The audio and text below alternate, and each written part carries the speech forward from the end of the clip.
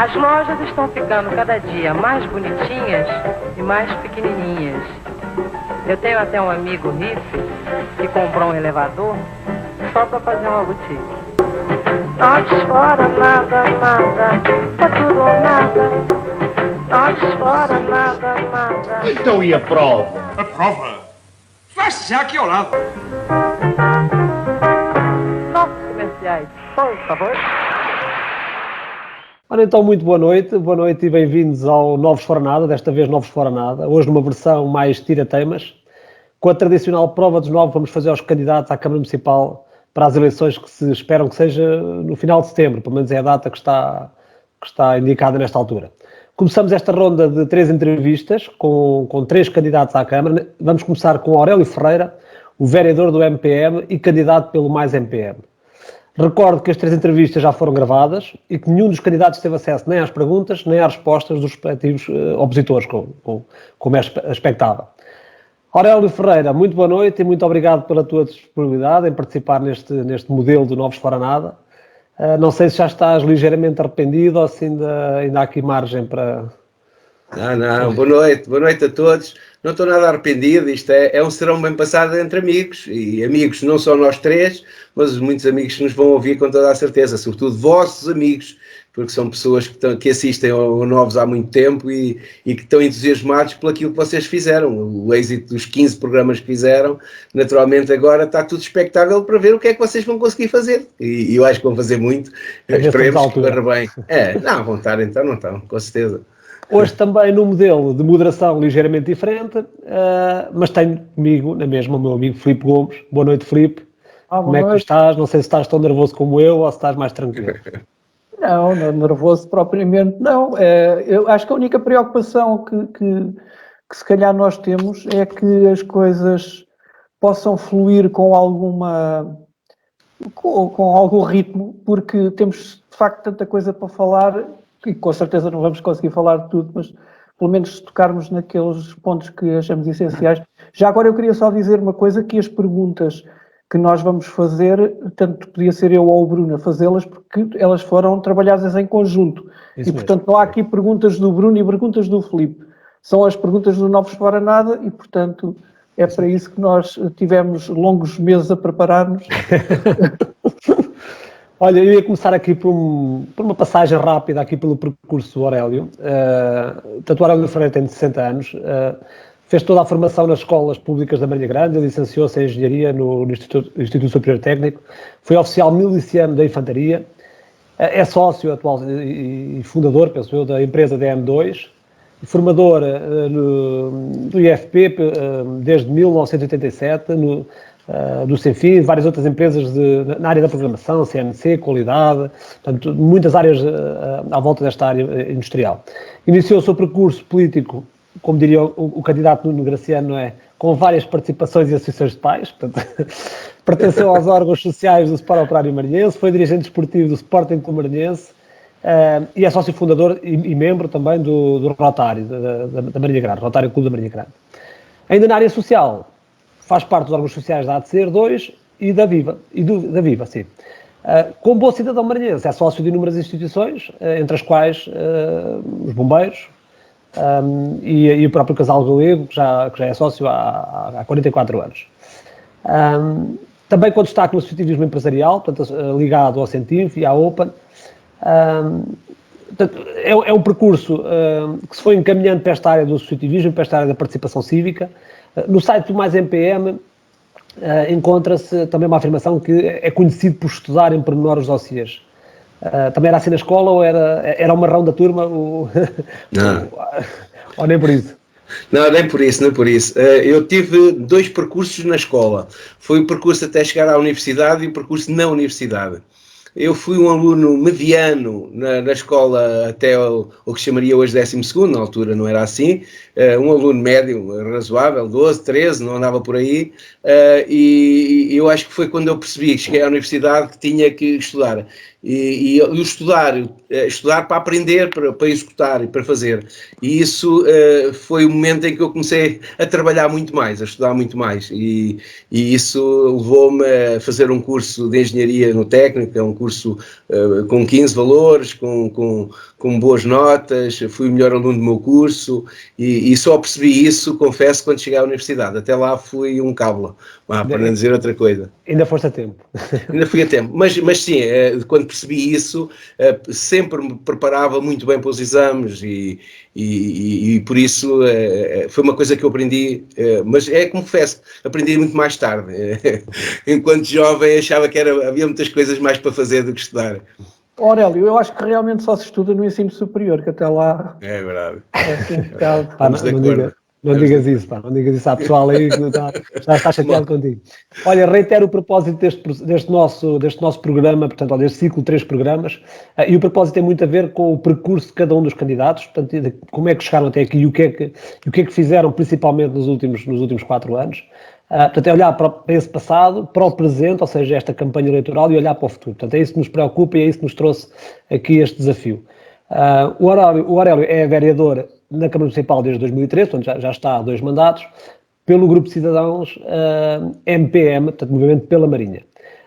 Entretanto, é também presidente da AMAI, Associação Nacional de Movimentos Autárquicos Independentes, portanto, neste caso já desde 2015, e vou começar mesmo por aí, vou fazer a primeira pergunta, portanto, depois o Filipe, tal como tínhamos dito, vai fazer também algumas questões, mas eu vou começar mesmo por aqui, que é a questão dos movimentos. Há muitas dúvidas sempre em relação aos movimentos. E aqui temos a sorte de estar a falar com alguém que está à frente do movimento e está à frente de uma Associação Nacional de Movimentos Independentes.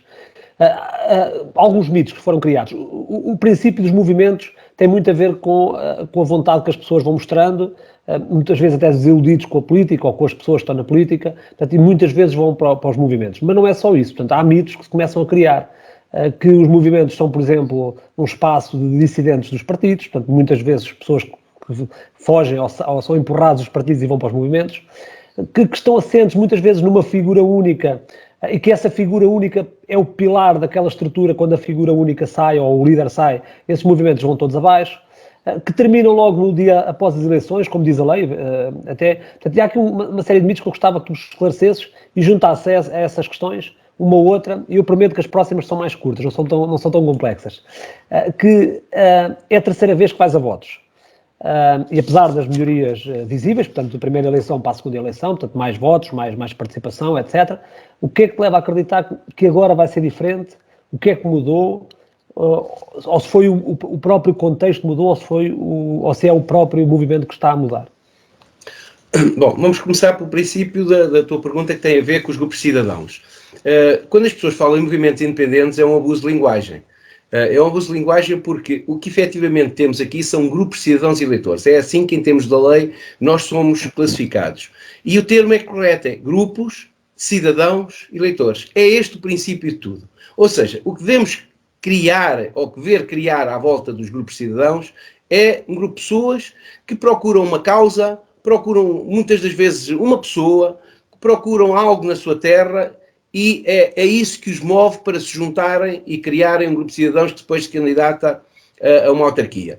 Os grupos de cidadãos só se podem candidatar nas autárquicas, não se podem candidatar nem nas legislativas nem nas europeias, portanto são apenas nas autarquias. E o que tem acontecido a nível nacional é isso mesmo, é que são cidadãos que andam à volta de outros cidadãos. E isto, naturalmente, também entronca naquilo que estavas a dizer. Há muita gente que vem dos partidos, com toda a certeza que há. E quem é que vem dos partidos? São aquelas pessoas que, por qualquer motivo, se entenderam que não era o lugar deles nos partidos, por as mais variadas razões, não vamos aqui agora escalpelizar isso, não vale a pena, mas percebemos que não era aquele o espaço que eles tinham. São pessoas que têm livre pensamento e que depois procuram o seu caminho fora dos partidos, mas é assim, reparem, uma coisa que as pessoas às vezes não entendem, os grupos de cidadãos não são donos dos seus eleitores. Reparem, os grupos de cidadãos são grupos de pessoas que se candidatam nas autarquias, mas as pessoas que se candidatam às autarquias e votam nas autarquias, quando vier as legislativas, os mesmos cidadãos vão votar nos partidos. Portanto, o que eu estou a dizer é que o cidadão é um cidadão que se move à volta de uma causa, e isto é o que é generalizado, e por isso é que os grupos de cidadãos têm crescido imenso. Em 2017 eram mais de 950 candidaturas em grupos de cidadãos, é os dados que eu tenho na AMAI. São grupos de cidadãos completamente heterogéneos, não encontramos dois iguais, Não há dois iguais. Há aqui um fator que parece que é relevante para aquilo que era a tua pergunta. É assim, só há grupos de cidadãos onde efetivamente há espaço para que o grupo de cidadão evolua. Em comunidades, sejam autarquias, câmaras, sejam autarquias, assembleias de freguesia, que não há espaço para criar grupos de cidadãos. E porquê? Porque o desempenho que está a acontecer nessas terras, nesses lugares, nesses órgãos, são suficientemente satisfatórios para o cidadão que não requer que um outro grupo de cidadãos se junte para se candidatar àquele órgão. E, portanto, os grupos de cidadãos aparecem normalmente onde há uma deficiente governação. E vejam o caso da Marinha e Leiria, por exemplo. Porquê é que não aparecem grupos de cidadãos em Leiria? Ainda não apareceram. Não é? Mas estamos sempre a falar de movimentos políticos. Sempre movimentos políticos. Os grupos de cidadãos e eleitores... Porque parece que às vezes há alguma vergonha das pessoas que fazem parte dos grupos, portanto, dos grupos de cidadãos e eleitores, em assumir a sua personalidade política, digamos assim, enquanto concorrentes a umas eleições. Filipe, isso acontece pelo seguinte, eu tenho uma noção que quando nós falamos no grupo de cidadãos, estamos a falar a este nível. Gente que é cidadão e que entra na política num processo de cidadania, como cidadão. E, portanto, ele pode dizer que não é político, mas no momento em que ele se candidata a um órgão político, ele está político. Não vale a pena fugir disto. O termo muda quando se fala em independentes. É vulgar ouvirmos independentes nos partidos. E por isso é que eu não gosto de utilizar o termo movimentos independentes. Porque os independentes, que se calhar somos todos, ou não é ninguém. A diferença fundamental é quando nós vamos para um grupo de cidadãos, o grupo de cidadãos requer-se e foca-se na sua comunidade. Depende da sua comunidade. É aqui que ele intervém. E a sua limite acaba nas fronteiras da sua freguesia ou do seu concelho. Quando nós estamos a falar de um cidadão que se diz independente e que vai sobre uma bandeira de um partido ou com um emblema de um partido, naturalmente a independência dele não é apenas aquilo que é o seu espaço territorial, porque vai depender de uma distrital, vai depender sempre de Lisboa. Lisboa, porque é onde estão a sede dos partidos, só por isso. E portanto, isto é que é a diferença entre os independentes dos grupos de cidadãos e os independentes ditos de independentes que são nos partidos. E por isso eu costumo chamar-lhe os independentes dependentes, porque eles dependem de alguma coisa. Aqui os grupos de cidadãos são grupos de cidadãos, devem sê-lo, mesmo aqueles que vêm de partidos. Isso é claro, que vem muita gente de partidos, mas isso faz parte da cidadania. E a prova disto é assim. Deixa-me só terminar de dizer isso. Sim. As pessoas vêm em litígio com o seu próprio partido, muitas das vezes o próprio partido não os escolheu a eles e, portanto, eles zangados saem do partido e vão fazer o grupo de cidadãos. O que é facto é que muitos desses que saem dos partidos por o partido não escolher, candidatam-se no seu órgão, na sua comunidade, e depois os cidadãos dão-lhe valor e dão-lhe razão e até lhes dão as presidências. Portanto, quer dizer que os cidadãos, que são, no fundo, a razão de ser de qualquer movimento político, seja partido ou seja um grupo de cidadãos e eleitores, esses é que são realmente os detentores da verdade, os detentores de quem manda na comunidade, e não aquilo que são os partidos ou os grupos de cidadãos ou outra coisa qualquer. Não, e só para terminar aqui esta questão, que é esse espaço que tu dizes que os partidos deixam, que fazem com que os movimentos surjam, e é esse espaço que tu achas que está a crescer para que o MPM, ou neste caso o Mais MPM, à terceira vez consiga ter um resultado que é vencer a Câmara, que é um objetivo certamente do movimento? Sim. Aquilo que nos está a acontecer a nós tem sido transversal no país. Aquilo que nós temos percebido é, primeiro, o crescimento dos grupos todos. Há mais grupos, apesar da dificuldade que tivemos o ano passado, dos partidos nos criarem mais dificuldades, mesmo assim eu vejo grupos de cidadãos a criarem com mais quantidade, e aqui na Marinha Grande isso também nos tem acontecido. Nós começámos em 2013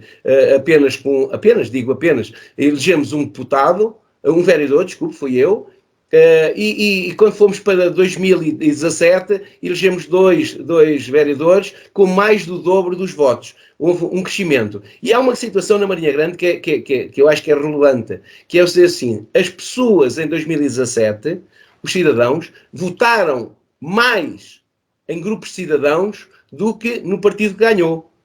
Portanto, o marinhense, que é isso que estamos a falar, o cidadão marinhense que nos está a ouvir, está crescentemente a acreditar que é possível criar num grupo de cidadãos uma estrutura, uma dimensão para poder gerir uma autarquia. Isso para mim é claro. E isso tem sido muito relevante, muito mais nestes últimos dias em que andamos na estrada, andamos na rua, andamos a falar com pessoas.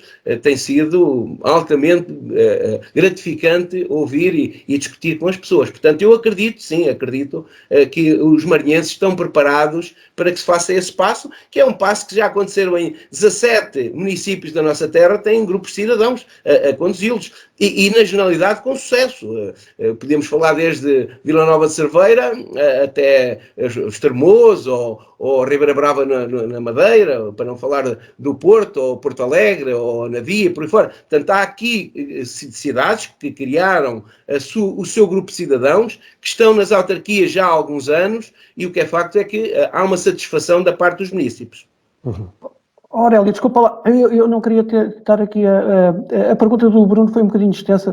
A parte final, tu não concentraste muito na primeira parte da pergunta. Pronto. Relativamente à questão que ele colocou dos grupos estarem muito centrados numa personalidade ou numa personagem, e a questão também de, segundo a lei, os grupos cidadãos no dia a seguir às eleições extinguem-se. Pronto. Ou seja, a questão, nós conhecemos os partidos, para o bem e para o mal, e aqui não há nenhum estigma dos partidos, por isso é que eu estava a perguntar há pouco se vocês assumiam a vossa vertente política, digamos assim, porque aqui a questão é a forma e não propriamente, também pode haver diferenças de conteúdo, obviamente, mas a questão é se nós estamos a falar de movimentos inorgânicos, entre aspas, ou seja, os partidos têm uma determinada, para o bem e para o mal, têm determinadas características e têm uma determinada forma de organização interna. Nos grupos de cidadãos isso obviamente não acontece. Como é que estas duas questões da personalidade do líder e a questão da organização, digamos assim, sobretudo no dia a seguir às eleições?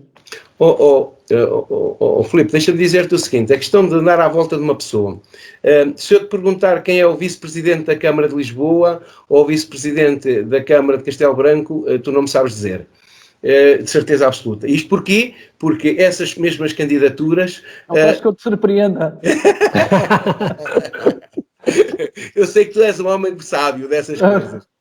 Não, por acaso eu sei, por acaso. Não, mas é normal. Menos de Castelo Branco não sei. É normal que não saibamos. Porquê? Porque nós, quando é nas autarquias, focamos essencialmente no líder. Podíamos até falar de Leiria, né? Nós conhecemos agora o Gonçalo, mas se calhar o vice-presidente número 2, até aí temos dificuldade. Mas isto é normal, é transversal. E os grupos de cidadãos também. Os grupos de cidadãos também têm um líder, e os líderes são os líderes que naturalmente são o motor de desenvolvimento do grupo de cidadãos. Não tenho dúvidas. Agora, há exemplos claros também de grupos de cidadãos em que o líder, por qualquer motivo, afastou-se ou saiu, e o grupo continuou continuou a ter sucesso. Tudo isto depende da estrutura que se criar, porque aquilo que diz a lei, que é o grupo de cidadãos extingue-se, não é bem isto, mas as pessoas é que abusivamente dizem que é assim, extingue-se no dia das eleições. Nem é no dia das eleições, nem eles extinguem. A gente deixa de ter um NIF, e tu sabes o que é que eu quero dizer, e por isso é que deixamos de ter...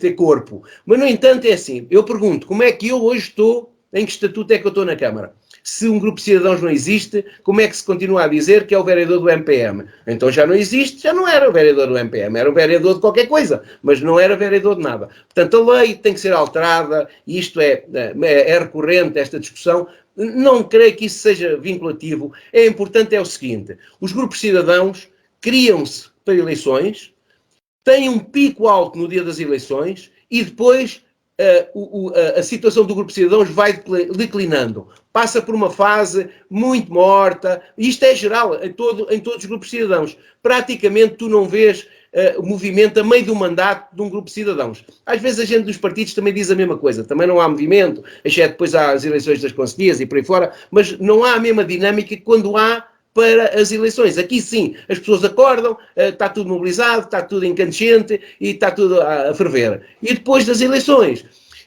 aqueles que têm poder, que têm pessoas eleitas, mantêm-se com muita atividade. Quem não tem pessoas eleitas, os órgãos, os grupos de cidadãos, têm tendência a esvanecer-se. Isto é geral, mas é muito engraçado, porque isto é cidadania, isto é como ir para um clube, de uma associação, ou um clube recreativo, ou seja, do que for. Quando ele tem dinâmica, quando ele tem projetos, quando ele tem coisas concretas, a gente vê ali pessoas à volta dele. No dia em que aquilo não tiver nada, e vimos agora na pandemia, os clubes fecharam, deixaram de ter importância. Portanto, os grupos cidadãos têm este sentido. Aqui, a diferença fundamental é a ideologia, eu acho. É assim, nos grupos cidadãos, por princípio, a gente não pergunta de onde é que ele vem. Vem da esquerda, vem da direita, de partido é que veio, vota em quem nas legislativas. Não quer saber nada disso. Não quer saber. Quer saber o seguinte: tem princípios, tem valores, acredita no projeto que estamos aqui a fazer, quer ajudar a nossa terra, então pode ser exatamente uma pessoa para integrar um grupo de cidadãos. Olha, temos que dar continuidade, senão ficamos aqui muito tempo nesta parte. Há aqui uma outra questão logo também no início, que tem a ver com o início deste último mandato, que é a entrada do MPM com os 10 vereadores na Câmara e a possibilidade ou não de terem pelouros. O MPM foi ou não foi convidado e se foi convidado, não aceitou, ou o que é que aconteceu? Sim. Nós fomos convidados, nós tivemos uma reunião na sede da Rua 25 de Abril, na sede do PS. Essa reunião tive presente eu e a vereadora Ana Monteiro. Da parte do PS tiveram presentes várias pessoas, essencialmente a Presidente da Câmara, e tiveram depois o Presidente da Conselhia e o Presidente, salvo erro, da Assembleia Municipal. E é evidente que fomos abordados para perguntar se pretendíamos pelouros. A nossa resposta foi esta: sim. Eu e a Ana estamos disponíveis para os pelouros que pretenderem que nós façamos. Onde é que a coisa parou? Foi quando nós perguntámos uma coisa. É assim, quando eu convidar um de vocês para uma coisa qualquer, eu tenho a certeza... Bem, vocês são meus amigos, se calhar nem perguntavam para quê, acreditavam em mim. Mas o que era normal era perguntar: vamos fazer o quê? E era isso que nós pretendemos. O que nós pedimos foi: digam-nos o que é que pretendem de nós, qual é o pelouro que nos querem dar, quais são as condições que vamos ter para o pelouro, quanto tempo vamos ter para o pelouro, que são 4 anos, o que é que fazer nesses 4 anos em cada momento, porque um projeto de 4 anos tem que ser um projeto faseado em determinadas ações, quais são os meios, e os meios humanos e os meios financeiros que vamos ter, e portanto era este o projeto, e foi aqui que eu nunca mais recebi resposta. Portanto, quando eu fiz esta pergunta, eu deixei de ficar sem resposta. E, portanto, aqui a questão é: se perguntas se o PS convidou, sim. Se o PS respondeu àquilo que era a nossa iniciativa, não. E se eu agora vos perguntar assim: vocês sabem qual era o pelouro que o PS me ofereceu? Vocês sabem? Não, por isso é que estamos a perguntar. Vocês não sabem, nem ninguém sabe, nem eu, porque não me foi dito. Portanto, não é assim, não podem convidar para algo da qual não têm um projeto para mim. Pelo menos eu não sei viver assim. Eu ia para um projeto e estava disponível para o fazer, desde que soubesse que projeto era, o que é que eu ia fazer. Não podia ir, era mão à frente e outra atrás, sem saber o que é que vou. Isso é que não vou fazer. Eu não sei viver sem um plano. E, portanto, foi isso que eu pedi e foi isso que não chegou. Aurélio, nestes 4 anos, portanto, passámos por 4 orçamentos, já foram votados 4 orçamentos. Vamos referindo-nos só a este mandato, obviamente. No primeiro o MPM absteve-se e nos 3 seguintes votou contra.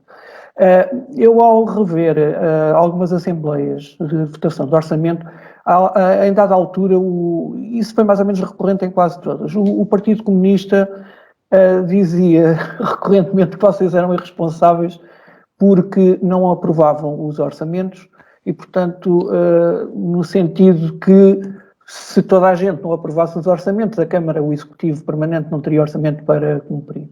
De qualquer das formas, o que eles acrescentavam era que vocês, ao votarem contra nos orçamentos, depois votavam a favor quando haviam modificações. Portanto, não há aqui alguma contradição entre estas duas posturas relativas a uma realidade que, no fundo, é o dinheiro com que se pode fazer obra? Sim. Olha, 2 coisas. É assim, nós votámos o primeiro com uma abstenção, referindo que dávamos o benefício da dúvida. Foi esse o sentido. E os outros votámos contra porque entendemos que aquele não é o orçamento que a Marinha Grande precisava. E se calhar ao fim de 4 anos as pessoas reconhecem que efetivamente não era aquilo que pretendiam, ou seja, aquele orçamento que foi ali escrito, que vinha ali plasmado, não era aquilo que as pessoas pretendiam, e a prova disso é que a insatisfação que as pessoas hoje têm. A questão da irresponsabilidade ou responsabilidade é assim, nós estamos ali num processo político, a mim o que eu pretendia fazer era uma coisa muito séria, era se o orçamento chumbasse, a Câmara não ficava sem orçamento. Atenção, há aqui dados que são fundamentais perceber nas regras, e isso é uma lacuna... Não a funcionar por duodécimos. Não. Não há duodécimos nas autarquias. Duodécimos há no governo. Não há. Sim, mas é com base no orçamento do ano anterior, não é? Que é uma coisa distinta. Sim, então tá assim, bem. Vamos lá aqui ver. Peço desculpa pela indecisão. Não, porque é importante. Os duodécimos acontece no Estado, no Governo do Estado. Aqui não existem duodécimos. O que existe é assim, se nós não tivermos orçamento aprovado para o ano que vem, vamos viver com o orçamento deste ano. Agora, qual era o sentido? Nosso sentido era assim, este orçamento não serve aos marinhenses. Ponto. Então qual é que serve? Bom, pelo menos esgotem o orçamento que tinham do ano anterior. Nós sabemos que a taxa de execução deste executivo é à volta dos 30% a 35%. Quer dizer que ficam por executar 60% a 65%. Se nós não tivermos orçamento para o ano que vem, nós, com o orçamento que tínhamos do ano passado, ainda ficamos com verba para mais 2 anos. Para mais 2 anos, dado que as taxas de execução são extremamente baixas. E isto é que nós entendemos sempre. Nós não concordamos com o orçamento que ali está, não concordamos, achamos que deve ser feito de outro orçamento e, sobretudo, o que é que nós lamentamos? É a capacidade, ou incapacidade, se quisermos, de executar um orçamento. Um orçamento é uma pedra-chave para a discussão dentro de uma autarquia, também dentro das nossas famílias, das nossas empresas. A gente faz um orçamento que é uma estimativa do que vamos gastar. É assim que se faz. É isto que é um orçamento. Agora, se nós fazemos um orçamento para 10 e depois gastamos 3, alguma coisa está errada. Então o orçamento não está correto. Então era preferível ter feito um outro orçamento onde nós tivéssemos uma capacidade para gastar, eu não digo os 100%, mas que tivéssemos 70%, 80%, um valor razoável. E, portanto, é este o caminho. Quanto às modificações... Sim, desculpa. Conclui. Não, quanto às modificações. As modificações é algo também muito estranho. Quando se faz um orçamento, é um plano para fazermos para um ano. Aqui o orçamento é de um ano, podia não ser, mas é um ano. Ora bem, a gente faz o orçamento, aprova-o em dezembro. Quando chega ao final de janeiro, já tem modificações. Ou seja, as modificações são tantas ao longo do ano que quando chegamos, eu já não digo ao fim do ano, a meio do ano, o orçamento está completamente desvirtuado. Ou seja, aquilo que foi aprovado naquele orçamento de dezembro, quando chegar a junho, julho, agosto, temos um orçamento completamente distinto. É isto que eu acho que é uma falta de planeamento, descoordenação, incapacidade de gerir. É isto que nós censuramos. Essencialmente, se olharem, e eu sei que o Filipe lê isso com atenção, as declarações de voto que lá estão, é isso que nós sempre dizemos.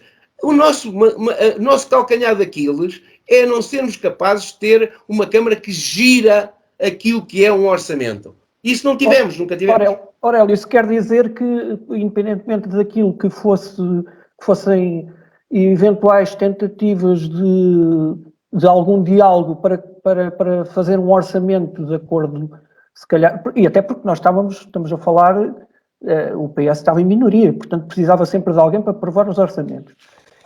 Partindo do princípio que haveria vontade porque o PS disse isso várias vezes, inclusivamente a CDU, que negociou algumas coisas com o Partido Socialista, aqui a negociação com o MPM, daquilo que eu percebo, no fundo acabava por nunca ser possível, uma vez que o que estava em causa sobretudo era a falta de capacidade que vocês reconheciam no Executivo para não cumprir o orçamento. Portanto, ou seja, não valia a pena... Eu estou a interpretar bem aquilo que estás a dizer. Não estás.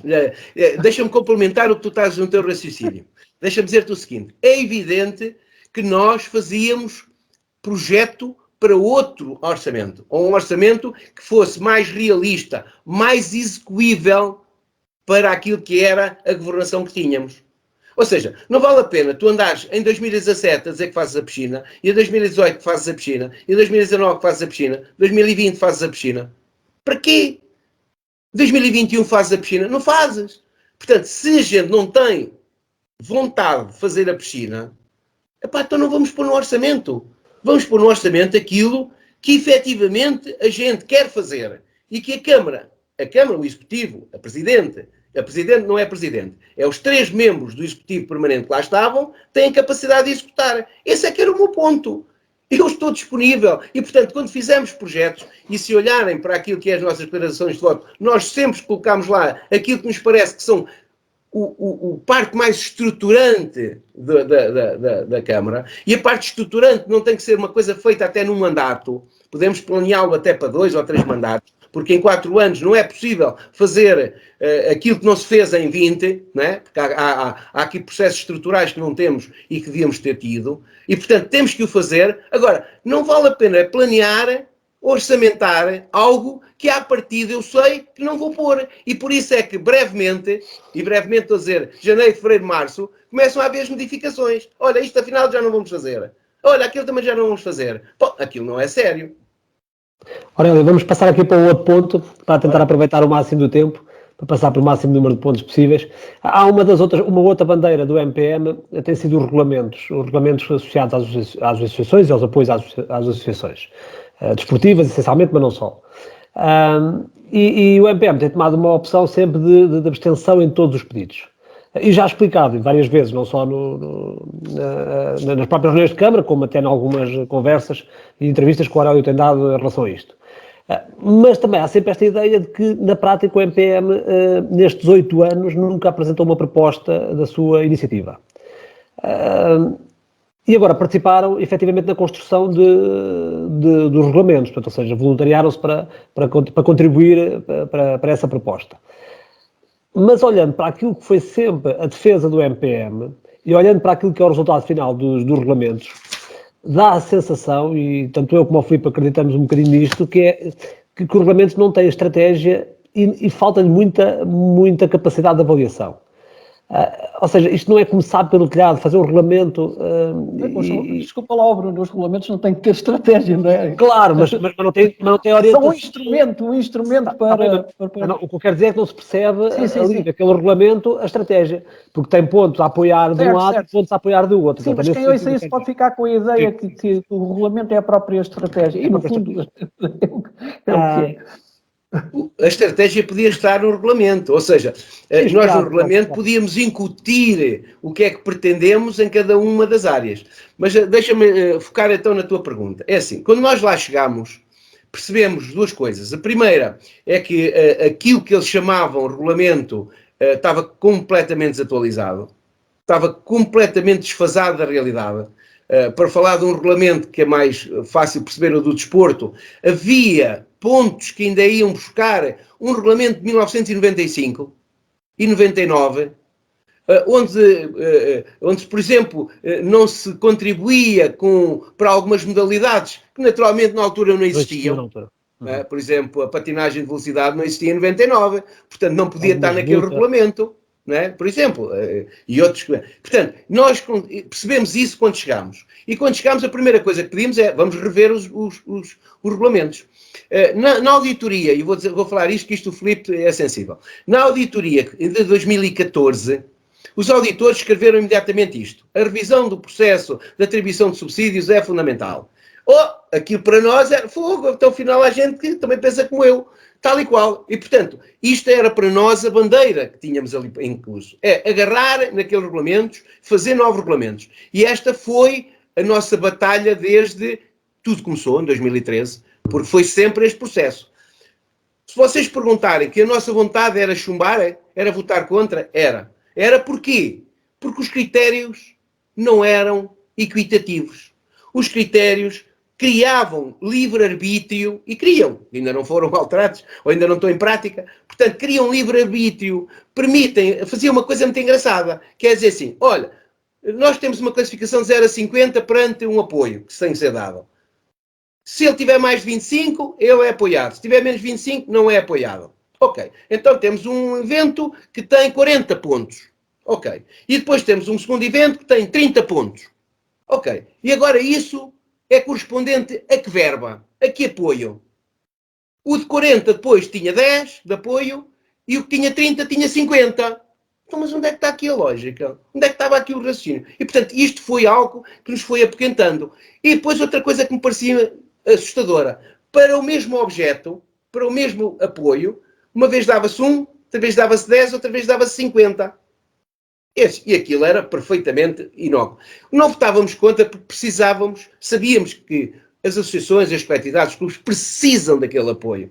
Por muito que fosse injusto, por muito que fosse subjetivo, era preferível ter aquilo que não tinha mais. E por isso nunca em 8 anos, houve um apoio que deixasse de ser dado por causa do MPM. Não houve nenhum. Olha, o MPM está confortável com os novos regulamentos, ou seja, ganhar as eleições... Eu já vou chegar aos novos regulamentos. Porque é assim, quando nós lutávamos por isso, há um momento que foi decidido. E foi decidido ainda outra questão. E é aqui que se calhar, penso que vocês não têm noção, não tiveram conhecimento do assunto.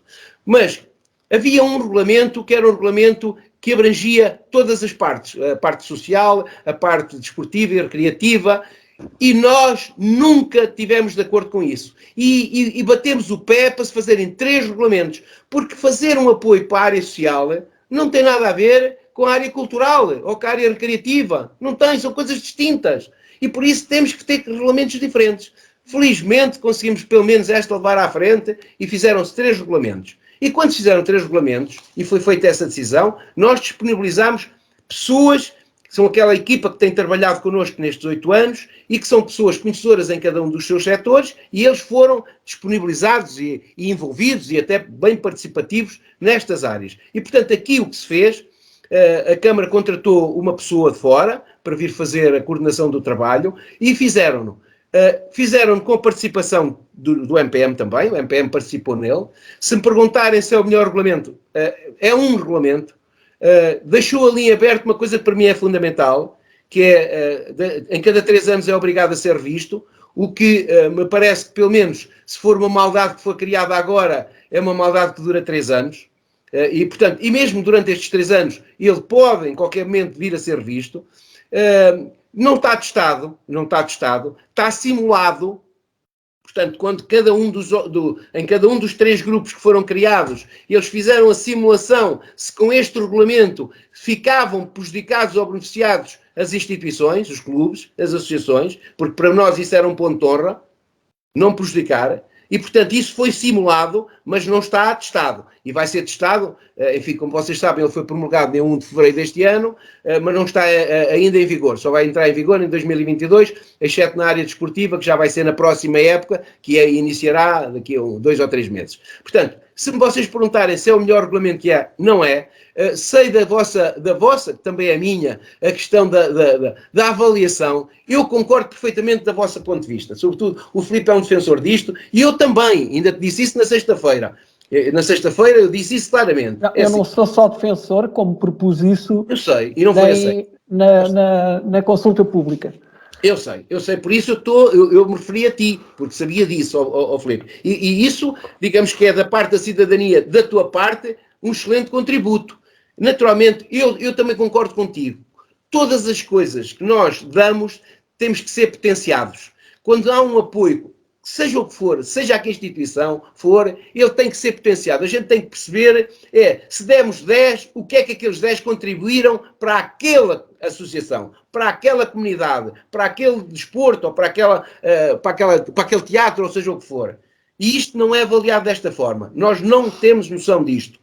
E isto eu concordo perfeitamente que é um processo que tem que ser mais escrutinado. Não está a sê-lo e não vai ser também neste regulamento, e eu concordo com isso. Agora, é assim, estou desejoso de vê-lo pôr em prática para ver qual é o desempenho e, sobretudo, há uma coisa que me parece que vai acontecer, é torná-lo mais equitativo. Para mim isso é uma injustiça tremenda, haver uma coletividade que pede para um telhado e leva 1000 euros, outra que pede a seguir para um telhado parecido e leva 10.000, e depois uma pede e recebe 40.000. Epá, Ora, de qualquer maneira não posso deixar de fazer aqui uma pergunta e peço desculpa ao Bruno. Cuidado com o tempo, Filipe. Olha, estamos muito apertados, não podemos martelar nas mesmas perguntas. De qualquer maneira, em julho de 2018 há uma proposta, porque não estava contemplada a questão das equipas da primeira divisão. Não sei se estás recordado, com certeza. Gosto. Pronto, porque tínhamos 2 equipas, uma de séniores femininos do handball e o Hóquem, nessa altura, estava na primeira divisão. E, portanto, foi votado por unanimidade um apoio de 35 mil euros. Qual foi o critério? Nenhum. Eu ia para perguntar assim, porquê 35 mil? Que é uma questão que tu colocas muitas vezes. Porquê 35? Porquê é que não 40 ou 27? Sim, mas o MPM também votou favoravelmente essa Filipe, alteração. Sim. E eu fiquei sem perceber se Sim. foi porque... Pronto, Não. quer dizer... É importante o seguinte, é importante que se contribua mais quem tem mais visibilidade. Pronto, isso é um fator que parece-me que é relevante. Se está na primeira divisão, seja de que modalidade for, tem um relevo diferente do que se estivermos a jogar na distrital. E, portanto, há que ter uma contribuição. A Câmara tem que ter uma contribuição diferente. Isto é verdade. Quantificá-la é uma situação muito mais difícil. E, portanto, quando dissemos que era 35, tínhamos essa hipótese que tu estás a dizer, Filipe. Era dizer, olha, a gente vota contra. E teria o meio mundo a voltar a dizer, lá está o MPM a votar contra um subsídio de apoio a uma coletividade. E era isso que eu não... Tinham-se abstido com declaração de voto. Não, ali era uma situação diferente. Ali não estava no âmbito do regulamento. Sim, eu sei que aquilo era... Estava no âmbito da alteração do regulamento. Aliás, no mesmo dia, alterou-se para que outras modalidades pudessem entrar. Foi a primeira vez que a patinagem em linha passou a estar ali. Portanto, a patinagem de velocidade. E, portanto... Olha, temos que andar em frente, que já ainda nos faltam meias perguntas e já acabámos o tempo desta primeira parte. Vamos fazer a última pergunta desta primeira parte e depois guardamos as outras, se for possível, para fazer no final de uma forma mais rápida. O Armando Constâncio, aqui no Plágio, numa das nossas sessões anteriores, acabou por assumir que a oposição atual é muito mais ativa do que era no tempo dele, portanto, no tempo em que ele esteve na Câmara. E isto deve-se, efetivamente, ao trabalho que o MPM tem mostrado nestas reuniões. A pergunta aqui é um bocadinho mais ambiciosa, ou seja, este trabalho é suficiente, não faltam antes, ou seja, não falta algo antes, nomeadamente as propostas, e algo depois, nomeadamente a avaliação dos resultados, porque, até porque a intervenção do MPM muitas vezes é mais técnica do que política, ou seja, é mais quase de pormenor do que propriamente por maior, não é? Ou seja, o trabalho por trabalho é suficiente ou há aqui trabalho de qualidades que está a faltar ao trabalho mais efetivo? Vamos ver, nós apresentámos muitas propostas ao longo destes 4 anos, né? Estamos a falar de mandato anterior, muitas propostas. E reparem... Aurélio, desculpa lá, se as propostas não forem agendadas, nunca podem ser votadas. Filipe, agendas ou não agendas, podem ser votadas e não ser executadas. Não, mas estou a dizer isso no sentido de as tornar vinculativas. Ok, mas podes fazê-lo. Olha, eu vou-te dar um caso concreto. Em fevereiro de 2020, há 1 ano e meio, nós fizemos uma proposta concreta, foi agendada, foi votada e até hoje não foi executada. Sabes o que foi? Foi a da FEIS. Pronto, estás a ver? Portanto, temos aí exemplos perfeitamente iguais. Porque tu repara, o Executivo, Câmara, decide, mas quem executa é o Executivo que tem pelouros. Se o Executivo que tem pelouros não quiser executar aquilo que os 7 membros decidiram, não executa. E perguntas-me assim, o que é que há que fazer? Bom, o que há a fazer é o que a gente faz, vai berrando, vai gritando, vai dizendo que não está correto, não é isso, que era necessário. Repare, esta da FEIS era tão importante que neste momento foram buscar o programa, a proposta que a gente fez e vão pô-la em prática. Perdemos foi 1 ano e meio. E é isto que me parece que é importante. As propostas foram. Nós fizemos mais de 450 entre propostas e declarações de voto. Nós fazemos sempre a numeração de cada uma delas. E por isso eu sei o número em que vamos. Já passámos de 450. Ora bem, dessas todas, será que, reparem, mesmo que não sejam agendadas, como dizes tu, Filipe, se tu estivesses no Executivo, tu, o Bruno, o Sr. Manela, a Sra. Maria, que ali está, e se percebessem que aquilo era uma bondade para a terra, como esta que estamos a falar do FEIS, então não era de colocar, não era de trazer, não era de fazer. Filipe, a vontade não é que temos que obrigatoriamente passá-la para a proposta para ser agendada. Porque é como eu te digo, o peso de estar agendada ou não estar agendada é rigorosamente o mesmo quando tu tens alguém, no caso, os 3 membros que estavam no Executivo, que não querem pôr em prática. E a lei autárquica, que é outra coisa que é fundamental percebermos, até porque eu sei que a maior parte dos ministros naturalmente não sabem a lei autárquica, e cobram-me isso muitas das vezes. Então, mas porquê é que vocês não exigem? Mas porquê é que vocês não fazem? E eu percebo a vontade das pessoas, e a vontade delas não é mais que a nossa. Nós também a temos.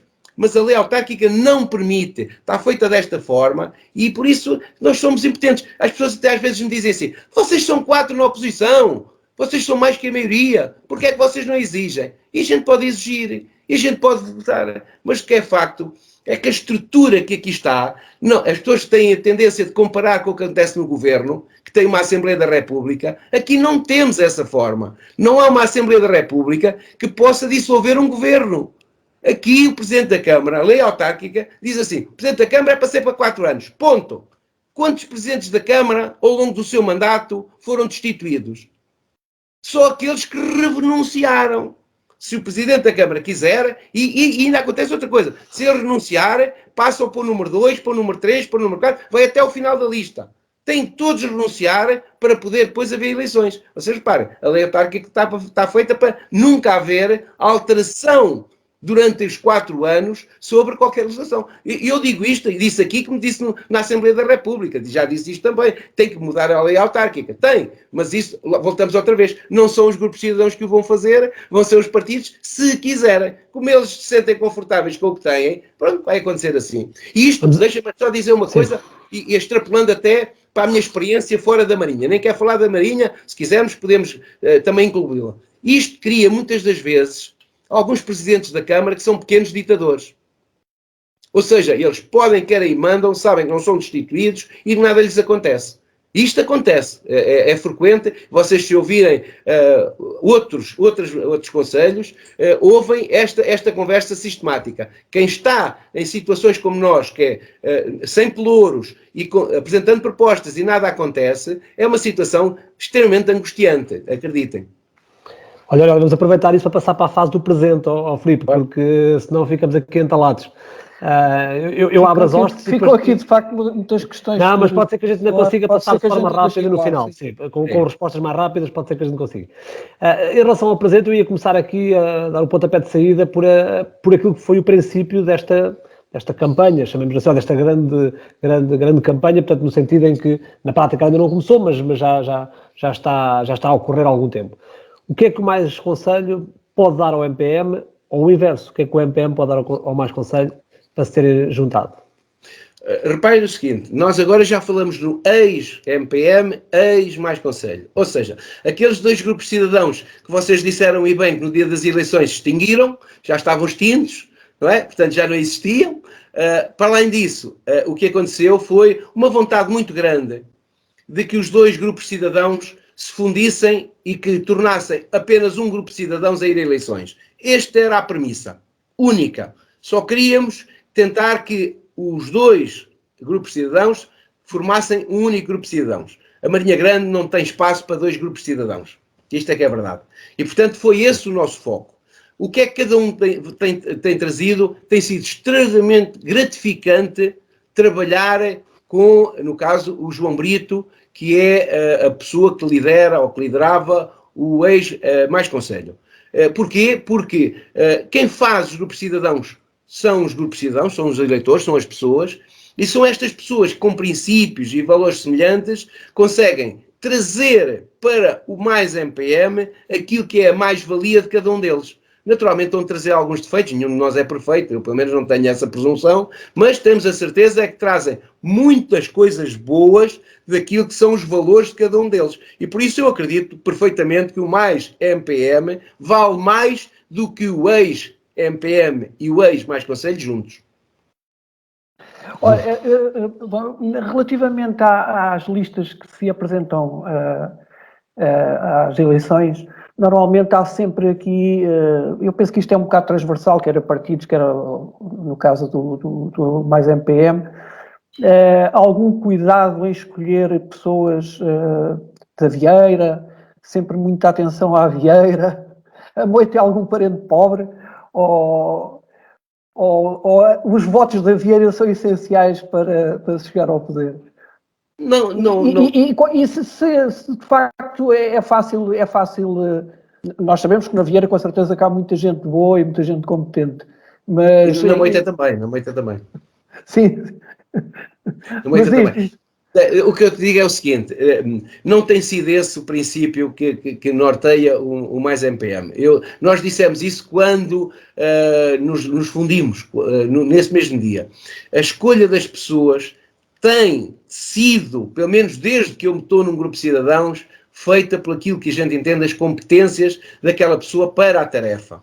Isso tem sido para nós o mais importante do que se é homem, se é mulher, se vem da galeota ou se vem do pilado, se é branco ou negro, se tem uma orientação sexual a B, A ou C, ou outra coisa qualquer. Isso não me interessa nada. Interessa-me é o seguinte, a pessoa para aquela função tem competências e para isso fazemos outra coisa, definimos as competências. Competências para uma Câmara não é as mesmas competências para uma Assembleia Municipal e também não são as mesmas competências para uma Assembleia de Freguesia. E, portanto, isso inclui as competências políticas, certo? Políticas, também políticas. Apesar, começámos essa conversa ainda há pouco, a questão de os grupos cidadãos terem uma componente pouco politizada, pouca experiência. Pouco ideológica. Pouco ideológica, mas política. Ideológica não tem nenhuma. Ideológica não tem nenhuma. Experiência política. Eu acho que tenho de convencer que não há mal nenhum em dizer-se que se é político, que se quer ser político. Não, mas repara, eu estou político, certo? O que é que eu digo não ser político? Não ser um político no sentido partidário. Ou seja, o político, qualquer um de vocês também são políticos, têm opinião. Quem imita opinião é um político, porque imita aquilo que pensa, aquilo que sabe, e vocês também o fazem. Não é esse o sentido. Eu não vejo esse sentido nessa forma. O que eu vejo é o seguinte, a experiência de quem teve uma vivência política, quando vocês olham para o Mais MPM, não encontram ninguém. E se calhar nestes 8 anos encontrei eu uma pessoa, o malogrado Jorge Martins. Foi a única pessoa que tinha tido uma experiência política ativa quando chegámos aos grupos de cidadãos. Porque todos os outros eleitos, eu, Ana Monteiro, o Jorge Marques, sei lá, o Armando Coimbra, o Wilson, toda a gente vem de outras experiências muitas vezes do associativismo, que ainda agora falávamos, é uma excelente escola, porque é aí que a gente aprende muitas das coisas, da experiência que trazemos para aqui, e depois a experiência profissional de cada um, da maneira como a gente gera as nossas casas, as nossas empresas, os sítios onde trabalha, e portanto, esse é que é o princípio. E aqui vamos ver, quando a gente fala em competências, dizemos assim, quem é que tem capacidade para poder fazer uma discussão política na Câmara? Se calhar nenhum de nós. Mas também digo-vos uma coisa, também não tenho a certeza se daquelas pessoas que têm 20 anos da política ativa, se o têm capacidade para discutir politicamente. Também tenho dúvidas sobre isso. Agora, não é isso, acho eu, que os cidadãos precisam. Francamente, o que os cidadãos querem é terem uma terra que seja bonita, uma terra que seja boa de viver, uma terra que as pessoas se sintam felizes. Isto é o que as pessoas querem. Querem lá saber se é o Zé ou o Manel que o gera. Isto é um sentimento. E por isso é assim, nós grupos de cidadãos MPM na altura, agora mais MPM, só chegámos à política porque entendemos que podíamos contribuir com o melhor mais do que aquilo que tínhamos. Foi só esse o princípio. Não tenho sede nenhum do poder. Felizmente não preciso da política para viver. Nem ninguém que está no Mais MPM precisa. Portanto, não é esse o nosso caminho. Queremos participar na cidadania. Da mesma forma que o fiz em muitas associações que vocês referiram, filo sempre de coração aberto, nas associações de pais, estou sempre disponível para ajudar. É isso que eu quero fazer, é ajudar. E aqui também é um princípio. E nessa questão, esse esforço todo tem sido entregue a essa possível candidatura e a essa possível vitória numas eleições, dá sempre a sensação que ela é muito mais canalizada para a autarquia do que propriamente para as juntas. Ou seja, o Mais MPM não está muito preocupado com as juntas, ou seja, não é um objetivo, não é. ou tem tido mais dificuldade? Não, a questão não é assim, não. De todo, Bruno, de todo. Deixa-me dizer o seguinte, eu entendo que, por exemplo, a Assembleia Municipal é o órgão onde devia estar os senadores, os pensadores da terra. E já teve. A nossa Assembleia Municipal teve excelentes membros. Agora estou no plágio. Também. Não, ou vêm ao plágio. Não vêm todos, mas vêm alguns. Não, isso é verdade. É verdade. Porque esta é que é a questão. Mas é lá que devia ser o pensamento. O ver a terra de helicóptero. Ok? É isto que eu vejo para a Assembleia. E por isso a Assembleia tem que ser sempre alguém que seja pensante. Que seja, aquilo não é um órgão executivo, é um órgão deliberativo, mas que seja alguém que consiga olhar e ver mais à frente. Esse é que é o princípio. Mas, no entanto, dos 3 órgãos fundamentais que existem, Câmara, Assembleia Municipal e Assembleia de Freguesia, quem gera o território, quem decide o território, é o Presidente da Câmara. Mas isto não há dúvida, porque ele é que tem a massa. Ele é que distribui, ele é que faz o planeamento, ele é que diz que obras é que se fazem. E por isso a importância da Câmara numa autarquia, num concelho. Não é por desprimor de uma junta de freguesia, de uma Assembleia de Freguesia. Bem pelo contrário. Se me perguntarem, as Assembleias de Freguesia mais importantes são aquelas que ficam fora da sede do concelho. Não é só na Marinha, a Marinha até só tem 3. Mas eu conheço Barcelos que tem 61. E digo a mesma coisa. Todas as freguesias que ficam longe da sede do concelho têm uma importância muitíssimo maior do que aquela que é na sede do concelho. Porque a tarefa da Assembleia de Freguesia, da sede do concelho, cruza-se, mistura-se. Podia ser perfeitamente uma divisão da Câmara. Eu já defendi isto também nos órgãos próprios. É assim que eu imaginava.